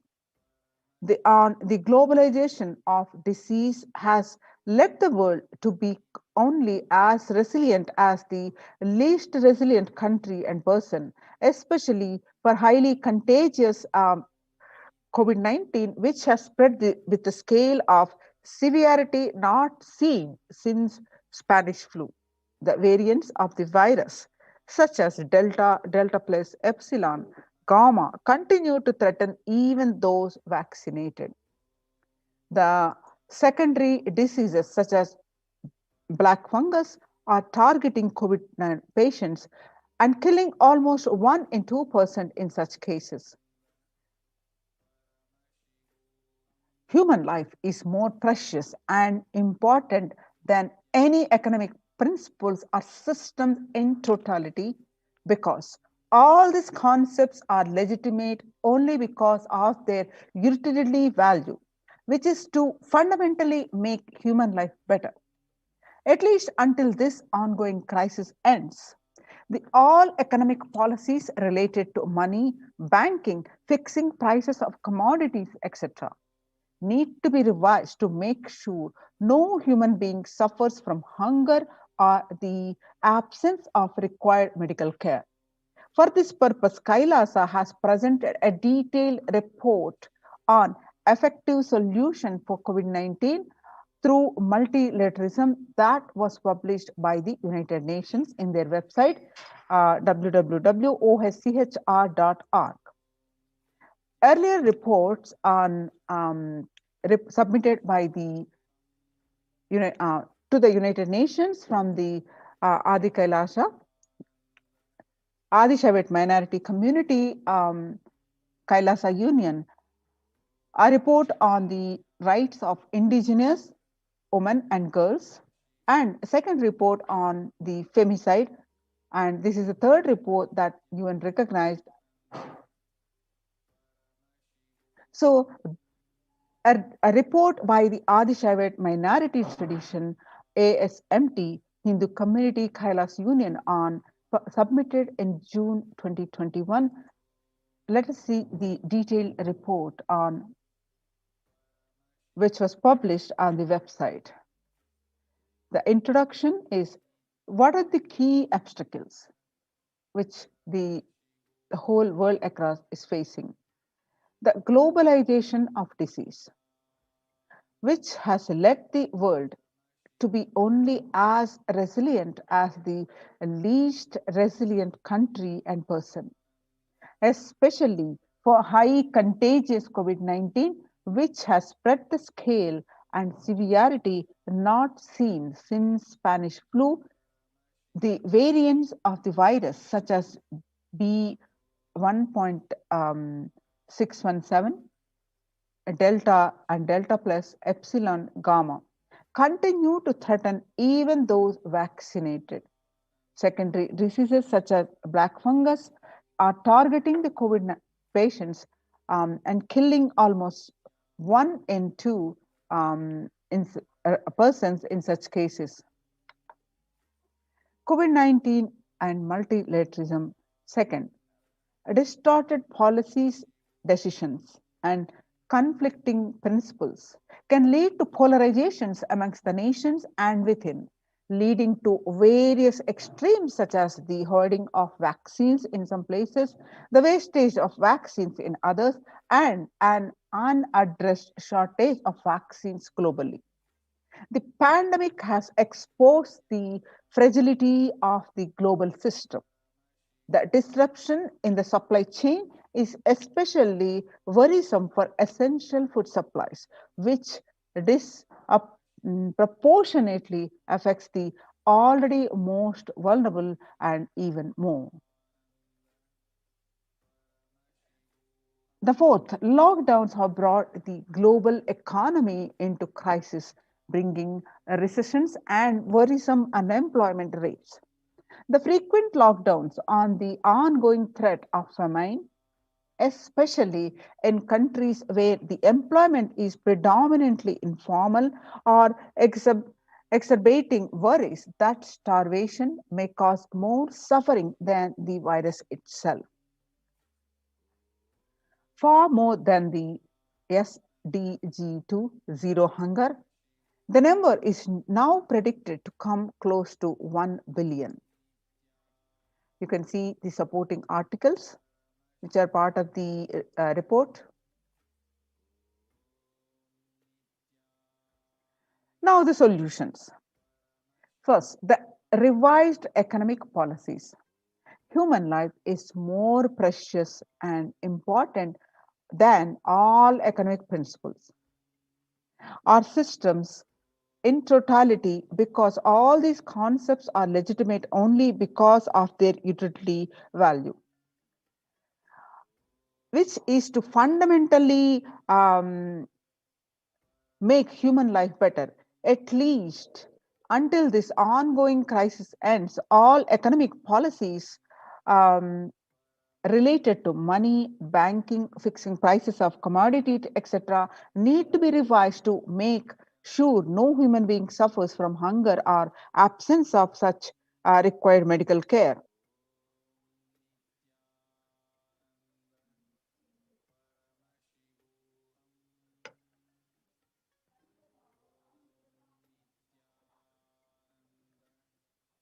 As per Hindu principles, the world, including the economy, evolves through 5 phases: creation or growth, sustenance or stagnation, recession or revitalization, reinvention, breakthrough. A fifth is breakthrough.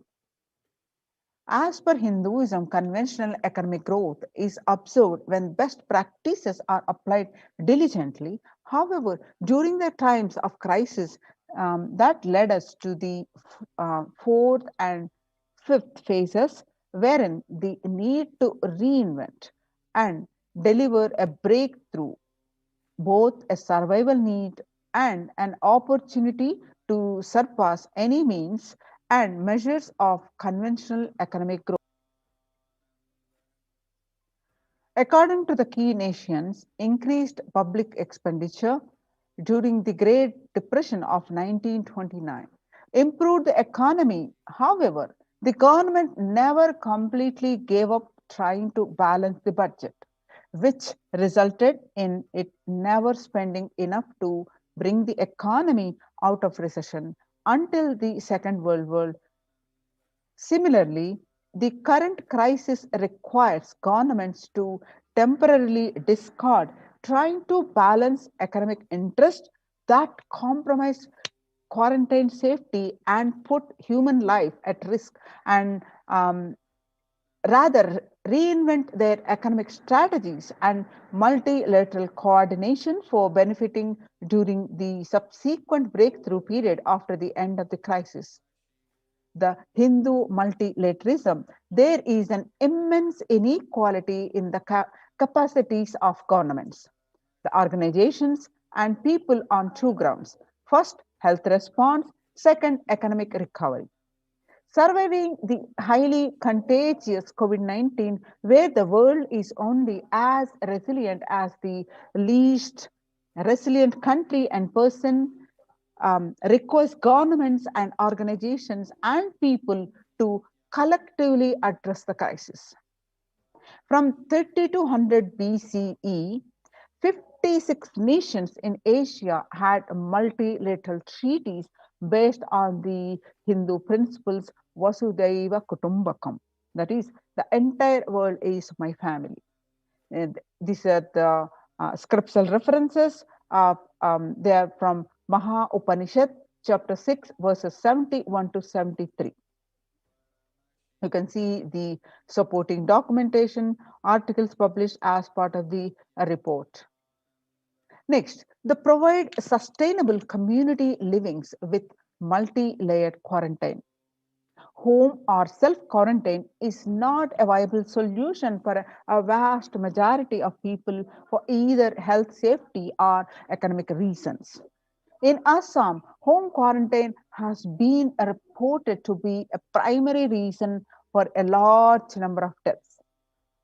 In some places, governments have moved people out of home quarantine to COVID care centers. Other issues linked with quarantine, especially in small houses, are mental health problems, such as an increase in suicidal ideation, especially amongst the younger population. This requires friendly quarantine setups which are self-sustained and sufficient in terms of food stock and supplies, recreation, employment, education, etc. In India, state governments have attempted to provide free and paid solutions which face various challenges related to hygiene, exorbitant pricing. Some facilities have seen challenges related to requests for private accommodation. The experimental townships such as Araville have demonstrated a fair amount of success in creating a friendly, safe, and compliant quarantine facility. However, solutions such as Araville are not open to public. For 2 decades, the leader of the ASMT Hindu community, the Supreme Pontiff of Hinduism, Jagadguru Mahasannidhanam, His Divine Holiness Bhagavan Nithyananda Paramashivam, had been creating townships like Araville across more than 100 cities in several countries. Most of these townships, such as ASMT Monastery, India, Bangalore, have been opened to offer multi-layered quarantine as a public service with free food, accommodation, free internet to work from home, that is monastery. The ASMT community has seen a fair amount of success in these townships with zero reported cases of COVID-19 infection in the past 2 years and has already served many lives. The Supreme Pontiff of Hinduism, Nithyananda Paramashivam, has urged the citizens worldwide, especially from regions severely affected by the pandemic, to protect themselves as the topmost priority and avail these free quarantine facilities that the community has started, especially as the home quarantine has failed for many and is known to be a primary reason for a large number of deaths in many scenarios. The Supreme Pontiff of Hinduism, Nithyananda Paramashivam, has emphasized the need and urged the government worldwide to provide food, safety, medical care, shelter, and all survival needs to all human beings under their care with absolute multi-layer quarantine until coronavirus is eliminated from the planet Earth, including all different strains of their virus. The translation of these are the scriptural reference from the Maha Upanishad, chapter 71 to 73, which says the scriptural reference as the Vasudhaiva Kutumbakam, that is the whole world is our family, one family. The more reference articles published as part of the report is projected here. Next is educate citizens on individual pandemic management.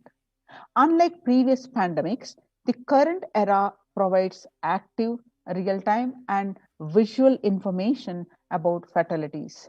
Underreporting of this data may give false hope, make people reckless. Exaggerations in reporting can also make people reckless as they may feel eventual death due to a coronavirus is inevitable.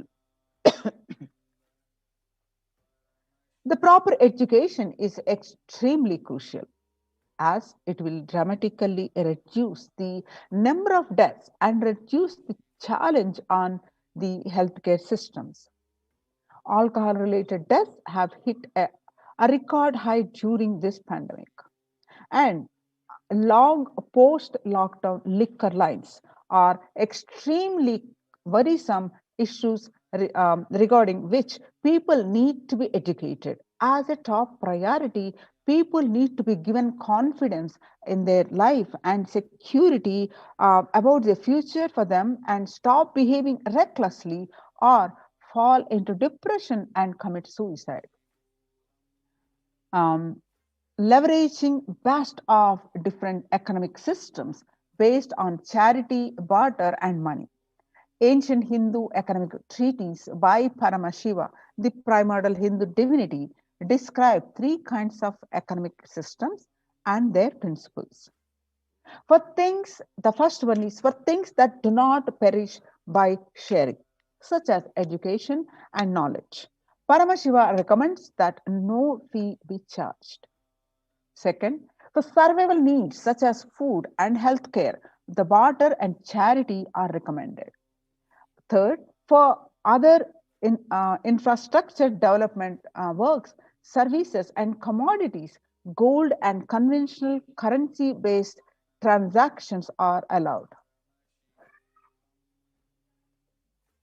These systems are still in practice in modern day, but grossly overlooked and not sufficiently studied with their close relation to mainstream economics. The WHO the World Health Organization and GISAID provided early success in data regarding the virus. This is an example of an open knowledge-based academic policy where critical data about the virus was not monetized. Similarly, South Korea helped the United Nations of America access mass and testing kits. And there was a hope that this will lead to a reciprocal arrangement in terms of vaccines, which is like a barter-based model allowed in food and healthcare. Next is Hindu policies for food security.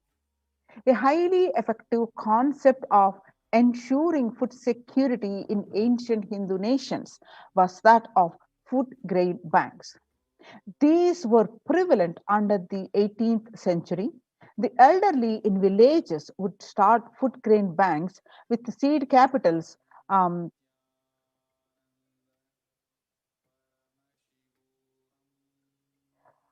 where seed capitals of grains collected by the fundraising, or if any person met with a crisis such as a crop failure, the food grain bank would lend him grains in exchange for an interest. The compound interest was prohibited in grain banks, which the debtor was expected to return with the principal grain amount during the next harvest. The bank would expand its reserves of food grains based on interest, the earned, and donations. At the time of severe crises such as famine, the entire village would be able to withdraw these grains. And if required, all such loans would be written off on humanitarian grounds. In Hindu temples, food is shared for free as policy.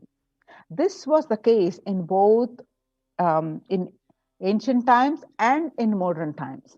For 27 years, every month, the Assamite community has served more than 3 million free organic meals in religious gatherings to everyone without discrimination and has served over 1 billion free meals in total.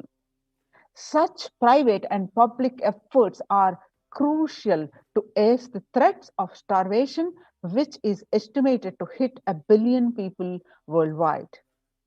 Next is the monitor global health. The crisis requires governments to take aggressive, proactive measures to monitoring health.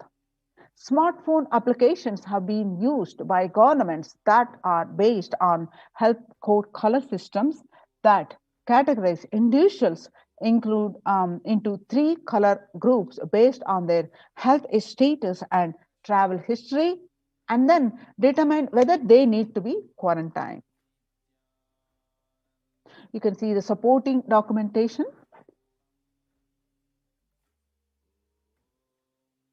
Next is, though there were privately related concerns associated with these approaches, some of these measures, such as agile daily reporting systems for accounting of newly suspected diagnosed asymptomatic cases, number of deaths, and generating area-wide statistics have played an important role in proactively responding to curb the spread of the disease and are being considered for implementation by various countries. You can see the supporting documents here.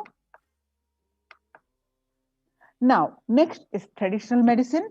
In Hinduism, nature and planet Earth are respected as living divine mother energies capable of providing us with all our survival needs, food, medicines, etc.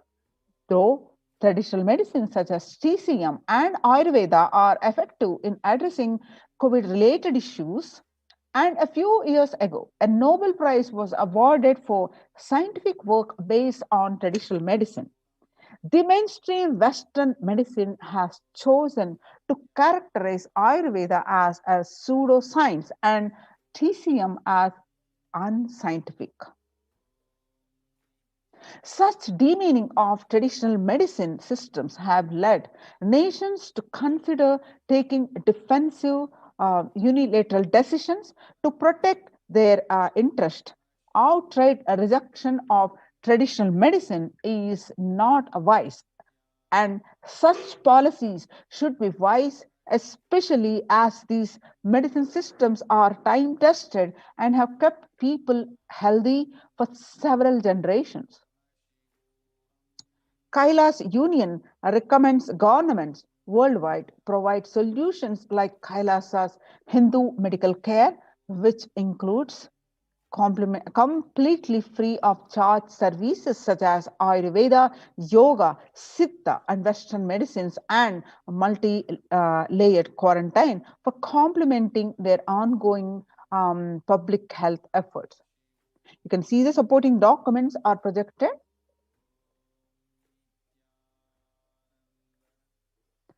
Multilateral strategies and coordination for the pursuance of SDG 11, sustainable cities and communities with additional emphasis on multi-layer quarantine protection without disrupting life and economy, such that efforts are lockdown are unnoticeable.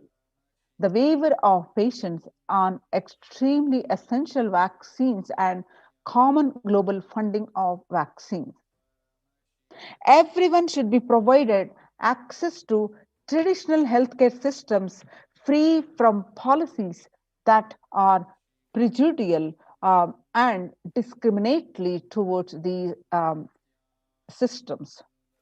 The creation of food grain bank systems and other traditional economic systems as described in this report would help the most vulnerable people of the world. You can see the supporting documentation as part of the report.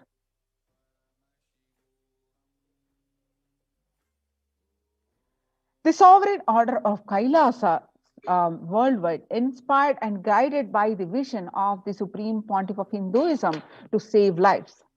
A one-of-a-kind humanitarian charitable service massively mobilized to provide protection and preventive COVID care in this testing time of global meltdown. Though this initiative, Kailasa has been consistently supporting people through free food banks, those are annadans, free medical care, and many more services. The impact of mental disorder and lack of spiritual strength during a humanitarian crisis are often difficult to assess and inflict lasting damage. To assess this, Kailasa is offering spiritual programs, temple events, and spiritual healing online.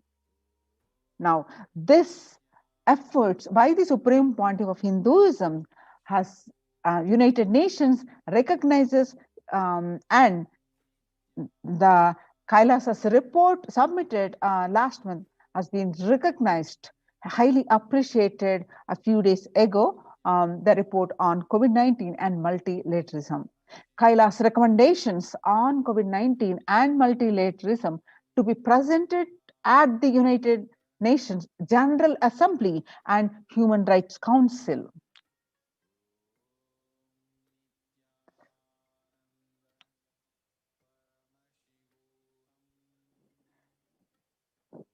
Kailasa's report on recommendations on an international treaty on COVID got accepted and published by the United Nations, surviving a highly contagious COVID-19 where the world is only as resilient as the least resilient country and person requires true multilateralism, governments, organizations, and people to collectively address the crisis. Kailasa has been successfully providing grassroots solid solutions in multifarious ways, including providing sustainable, commonly living with multi-layered quarantine, educating citizens on individual pandemic management, leveraging best of different economic systems based on charity, barter, and money, providing food security and traditional Hindu medicines. These unique contributions have been recognized by the United Nations, https://www.ohchr.org. So join in these COVID care protection centers. Register now through the link below, https://kailasa.org/Kailasa care.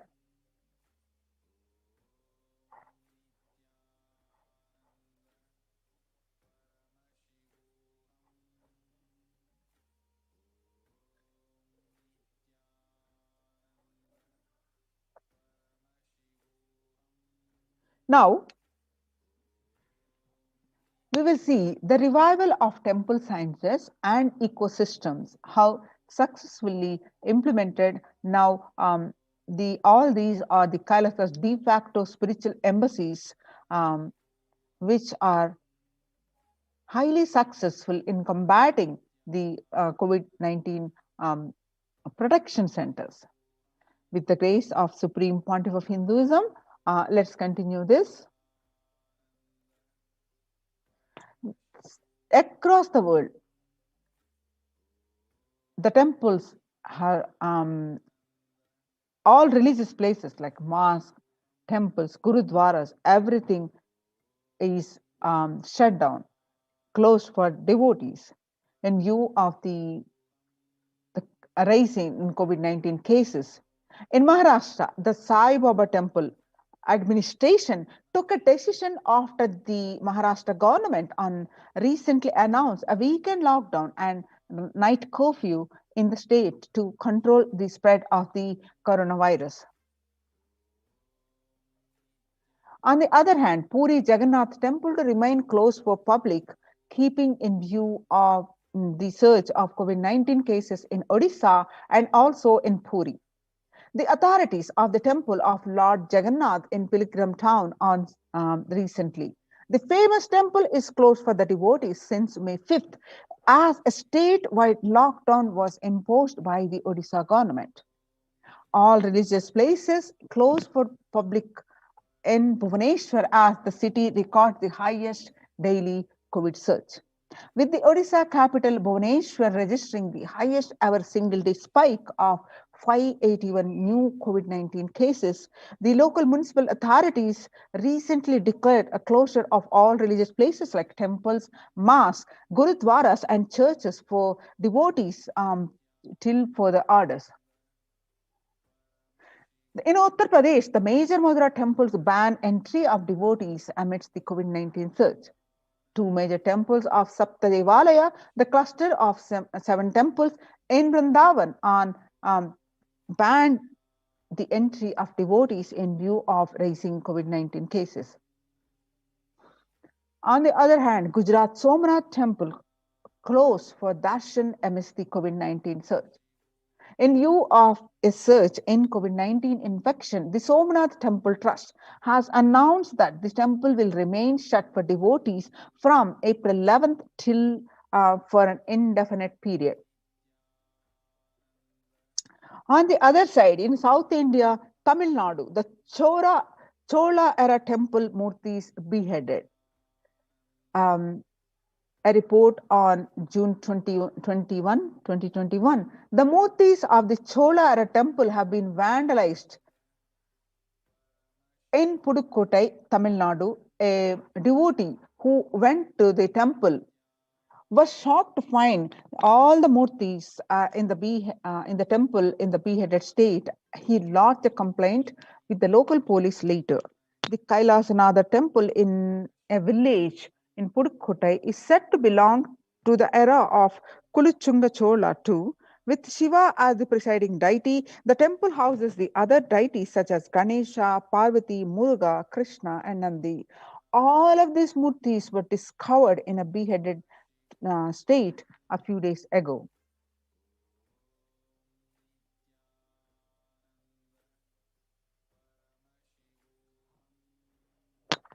Now, in the times when COVID-19 is rampant and the ancient temples are in lockdown because of the risk of widespread corona disease, the devotees of these temples were visiting and having darshan of their gods and goddesses for thousands of years. At all these ancient sacred sentiments have come to a harming halt after the lockdowns have taken place. The religious fervor of the devotees is being lost due to the pandemic. The Supreme Pontiff of Hinduism is reviving the Kailasa ecosystem and bringing all the ancient traditions of the online platforms on Kailasa TV, YouTube, and Facebook.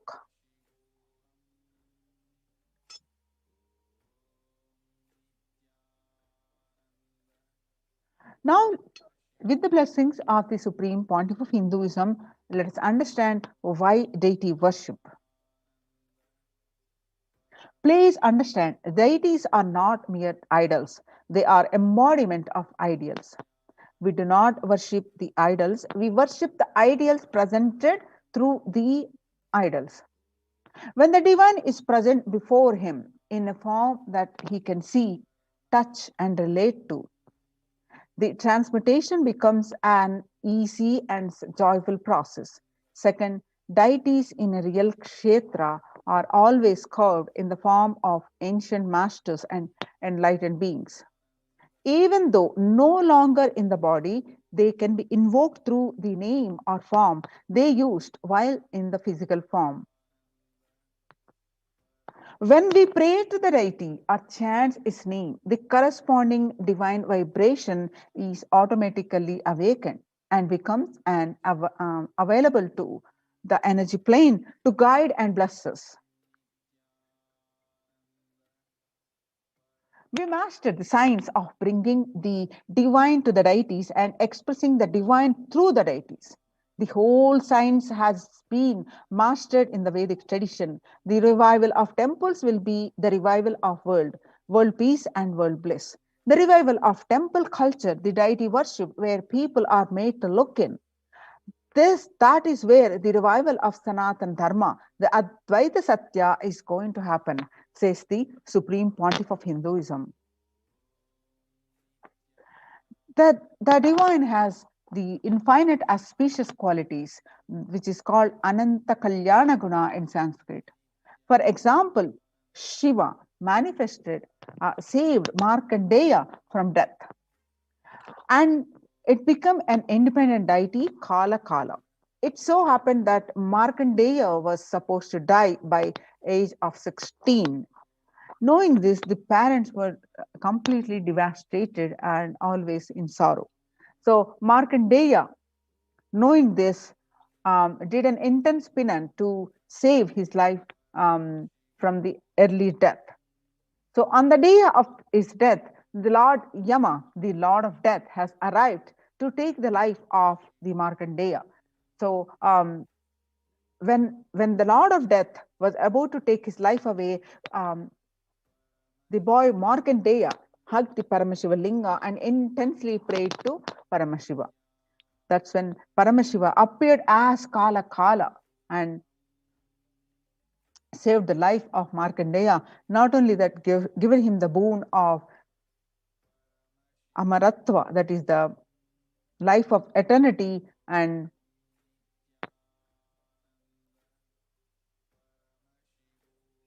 in the same way, he danced in ecstasy, the cosmic dancer. That action become Nataraja. Vishnu's every action of showering blessings in the world becomes Lakshmi. Brahma's very action of constantly sharing the wisdom becomes Saraswati.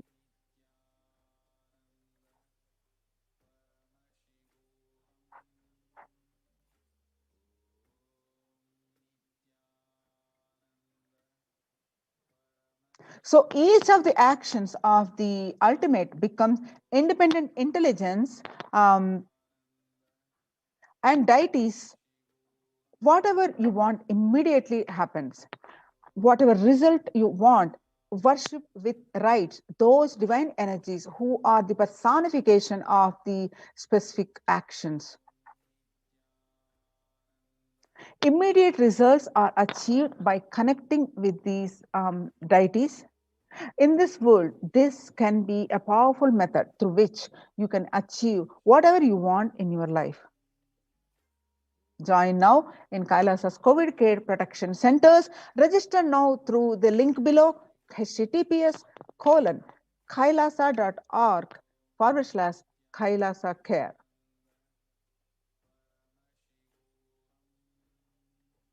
Now we'll continue after a very quick break.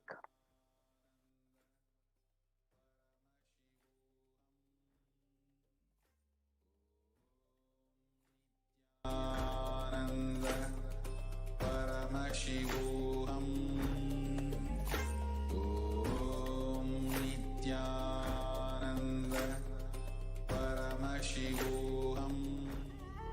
What I mean by the word Kailasa, listen intensely.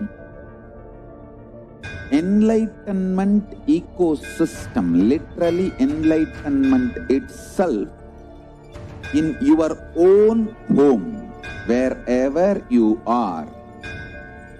If you cannot come to Kailasa, it's okay. Kailasa can come to you. Kailasa coming to you is Kailasa.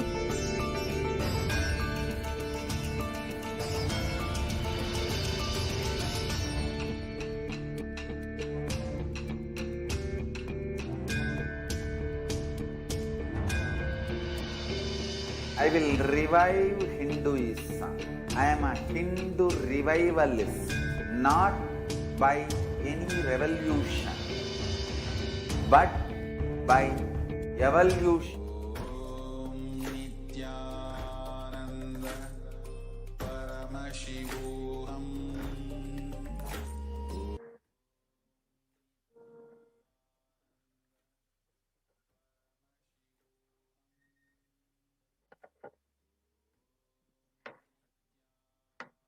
Yes. So, multi-layer quarantine COVID care protection centers at the de facto spiritual embassies of Kailasa. Let us understand how the free food is served. This is, in Sanskrit we call Annadan.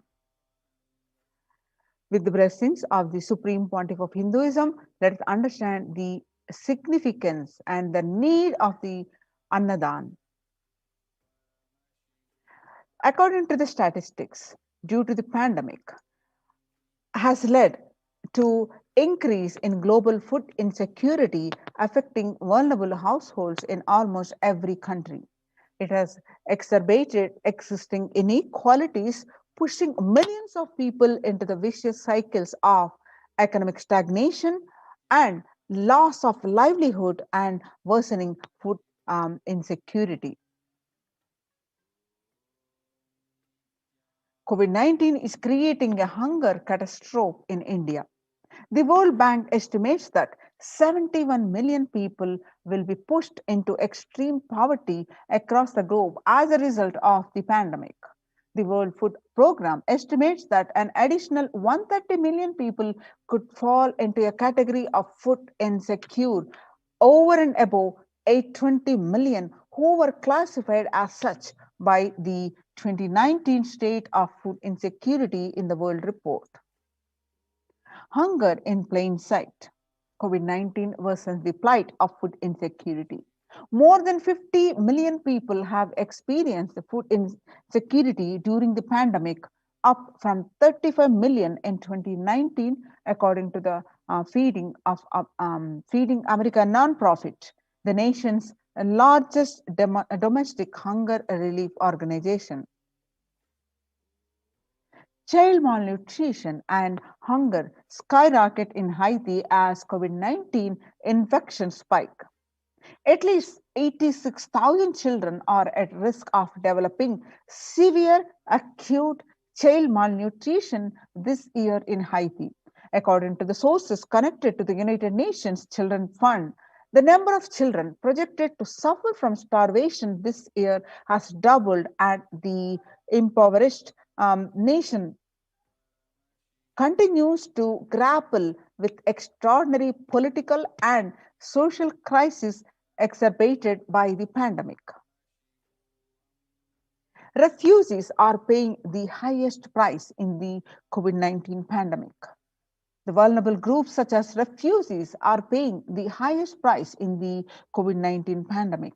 We are seeing alarming trends that show many refugees around the world are unable to pay for food or rent and are struggling to access healthcare and education. The price hikes in local markets and further displacement caused by the campfires have pushed many families further into food insecurity. During April and May, around 30,000 refugees in Cox's Bazar camps raised questions and food relief and shelter, with 63% seeking services, including the urgent food relief and shelter. Just over one third, that is 37%, requested health or medical care. Famine risk spikes amidst the COVID conflict, COVID-19 and funding gaps. The number of people teetering on the brink of famine has risen from 34 million projected at the beginning of this year to 41 million projected as of June. Without immediate emergency food assistance, they too face starvation, as the slightest shock will push them over the cliff into famine conditions. The World Bank releases a report on growing food. The World Bank released an analysis of the rising food insecurity rates in response to the COVID-19 pandemic. The report, released on Monday, on May 20th, 2021, stated that COVID-19 impacts have led the severe and widespread increases to global food insecurity, affecting vulnerable households in about almost every country, which impacts expected to continue through 2021 and into 2022. It has also states that the global food prices increased significantly by 38% since January 2020. The World Economic Forum, 155 million people are caught up in food crisis of varying severity. 133,000 people in Burkina Faso, South Sudan, and Yemen are most at risk. 10 countries account for two-thirds of those facing acute hunger. The resilience of agri-food systems is being eroded by conflict, insecurity, and environmental trends. Join now in Kailasa's COVID care protection centers. Register now through the link below, https://kailasa.org/Kailasa care. Now let us understand the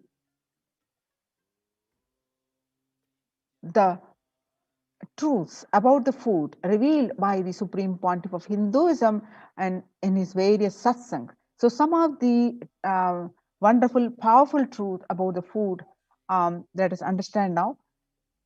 The Supreme Pontiff of Hinduism always says, you become what you eat. What you eat contributes to what you think, and what you think contributes to what you cognize, and what you cognize contributes to what you are. So what you eat directly affects what you are, and that is why I am making the statement that you become what you eat. What is in your plate matters, because that is going to become you. The violence-based food derived from killing animals and life-negative chemical-based toxic food both harm the system equally. Organic vegetarian food is not just for health, it gives an inner space physical system and physiological flow, to develop highest psychology. To develop highest psychology, not only your physical system, even your physiological flow needs to cooperate.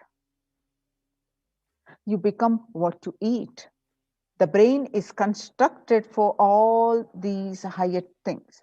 When you don't explore the higher things, you are bound to feed the lower things and keep your brain engaged for survival. If you don't explore the higher dimensions of consciousness, you will force yourself into the drugs and try to explore hallucination, imaginary, illusory dimensions of the universe. Vegetarianism as lifestyle. The human body is naturally designed for vegetarian food. The inner mechanisms like feeling, thinking, words, everything is designed to function with vegetarian food. It is like having a generator which can handle only 220 volts current, or a UPS which can handle only 220 volts current, but it is given 20,000 volts current. What will happen? It will get fused. The food without anxiety. The energy of the food matters. So the food without anxiety, fear, depression, by memories, if they are consumed by a person, the energy with which they think, the energy with which they utter the words, the energy with which they act, the energy with which they feel, the energy will be aligned to the natural source of energy. It will be aligned to nature, which is the inner potential energy. Now, the Kailasas and Nalayas are serving the free organic vegetarian sattvic meal for all, eliminating the hunger. The developmental, economic, social, and medical impacts of malnutrition and famine have a critical impact on the individual, familial, and community, national, ultimately on the global level. With the ongoing COVID-19 pandemic triggering an alarming spike in food insecurity, the United Nations have given a warning signs of famines of biblical proportions. In 2020 alone, 690 million people were estimated to be pushed into food insecurity. The access and availability to organic food has become of utmost importance.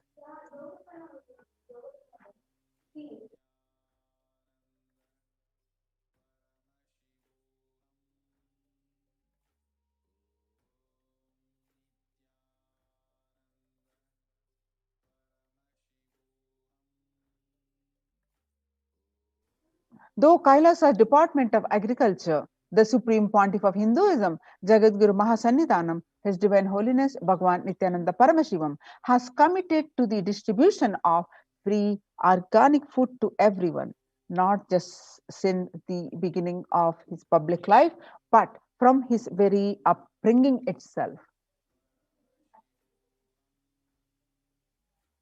Kailasas and Nalayas, the food bank established all across the globe, distribute and serves free vegetarian organic food for people of all caste, creed, religion, race, gender, social standing.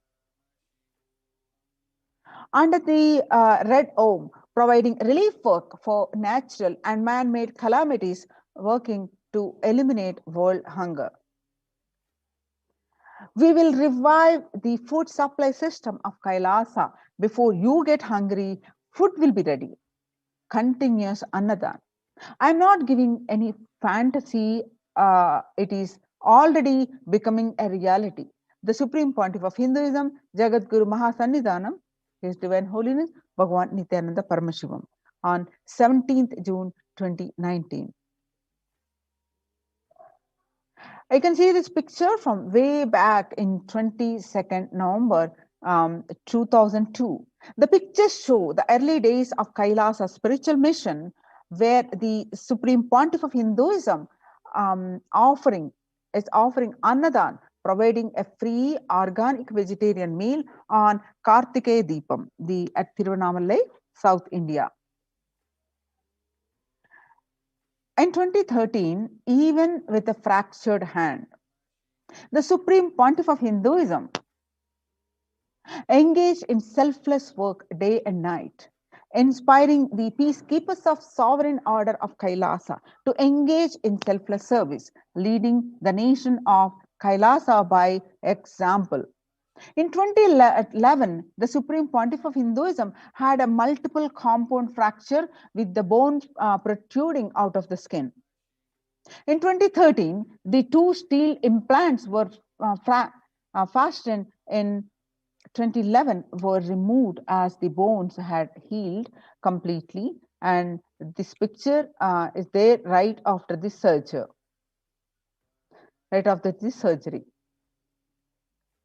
This picture that you're seeing is from Pondicherry, Thane flood relief, which is taken on 3rd January 2012. Now, picture that you're seeing is again also from Pondicherry, Thane flood relief, 3rd January 2012. Now, as the part of the Thane flood relief, some more pictures that you can see.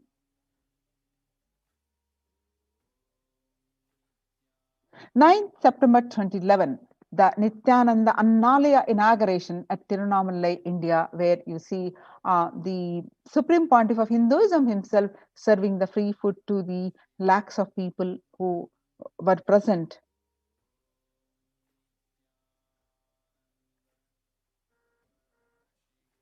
On 25th November 2005, Arogya Yoga Health Workshop in Tamil Nadu, where you find the thousands of people were served the free meal by the Supreme Pontiff of Hinduism. And the Nithyananda Spurana Meditation Workshop at Salem, India, in 12th December 2007, where you find the Supreme Pontiff of Hinduism himself serving the free meals.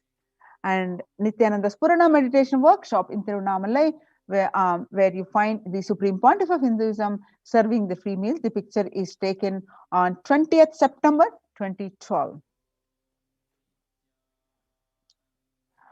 On 27th November 2012, the Kartikeya Deepam celebrations at Tirunamalai, India, where the free food was served for lakhs of people. On 10th May 2017, Inner Awakening Meditation Workshop, Tirunamalai, India, where you see the free meal was served to one and all. On 10th April 2017, Kalpataru Meditation Workshop during the food distribution pictures taken on 10th April 2017. Bandara feast served for respected spiritual leaders and Hindu monks at the Kumbh Mela on 5th May 2016. On 28th April 2016, the Kalpataru Meditation Workshop, where the free meals are served to one and all. The Arunachala Sarvagya Peetham, the pictures that you're seeing are from that Arunachala Sarvagya Peetham, Tirunamalai. The pictures are taken on 11th March 2017. The pictures that you are seeing are from Tiruchengodu Sarvagya Peetham, India, taken on 18th August 2019. The picture that you're seeing, Annadan distributed during the Guru Purnima, the traditional celebration of Guru, which is taken on 6th July 2019. On 8th December 2016, Sadashivoham meditation workshop, which were conducted by the Supreme Pontiff of Hinduism himself, and now you're seeing the picture of him serving the free meals to one and all. Annadan service continues in the midst of the COVID-19 crisis, Madurai, India, which is taken on 30th May 2020. Now, let us see the video of the proof of the necessity for Annadan, the Bengal famine of 1943. What I found in researching the Bengal famine was that Churchill did several things that greatly aggravated the death toll. India was being used extensively for the war effort. Indian resources, Indian soldiers, and Churchill repeatedly refused to acknowledge the fact that the extent to which India was used could lead to famine. Viceroy to India, Archibald Wavell, called the Bengal famine one of the greatest disasters to have befallen people under British rule, and said the reputational damage was incalculable. During one government discussion about famine relief, Secretary of State for India Leopold Amery recorded Mr. Churchill saying that any aid sent would be insufficient because Indians bred like rabbits.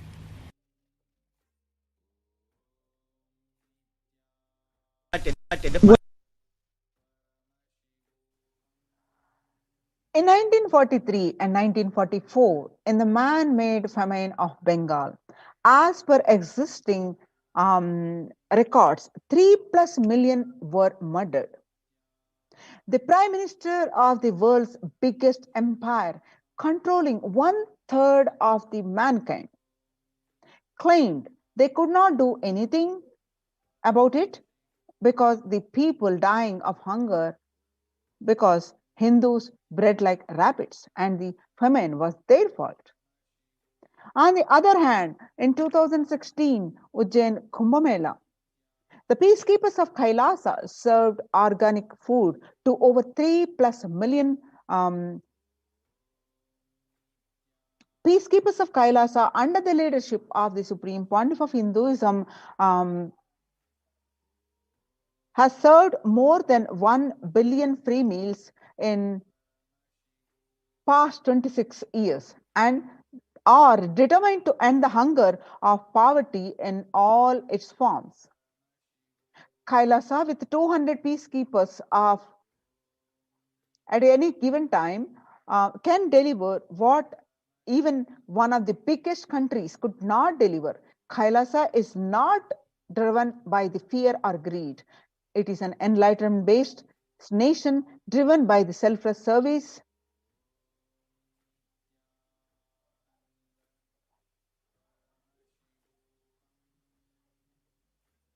Kailasa is not driven by war, fear, and greed. It is an enlightenment-based nation driven by selfless service.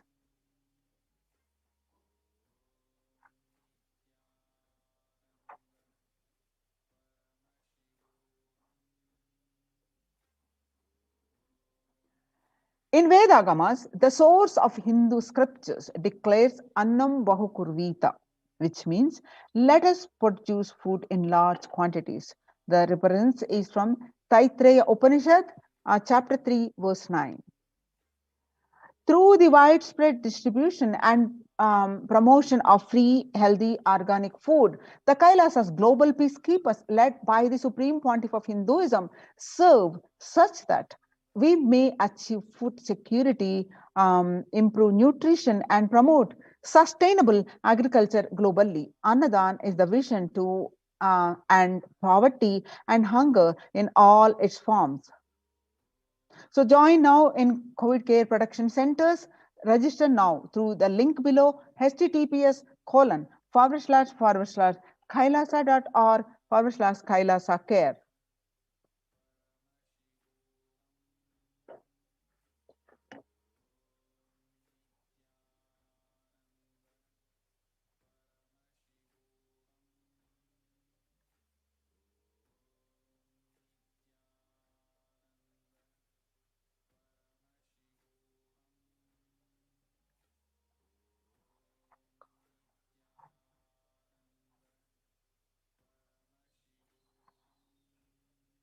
Now, on 12th May 2021, Devi Parashakti revealed that I came as Nija Avatar. I am blessing you. Listen, people, listen.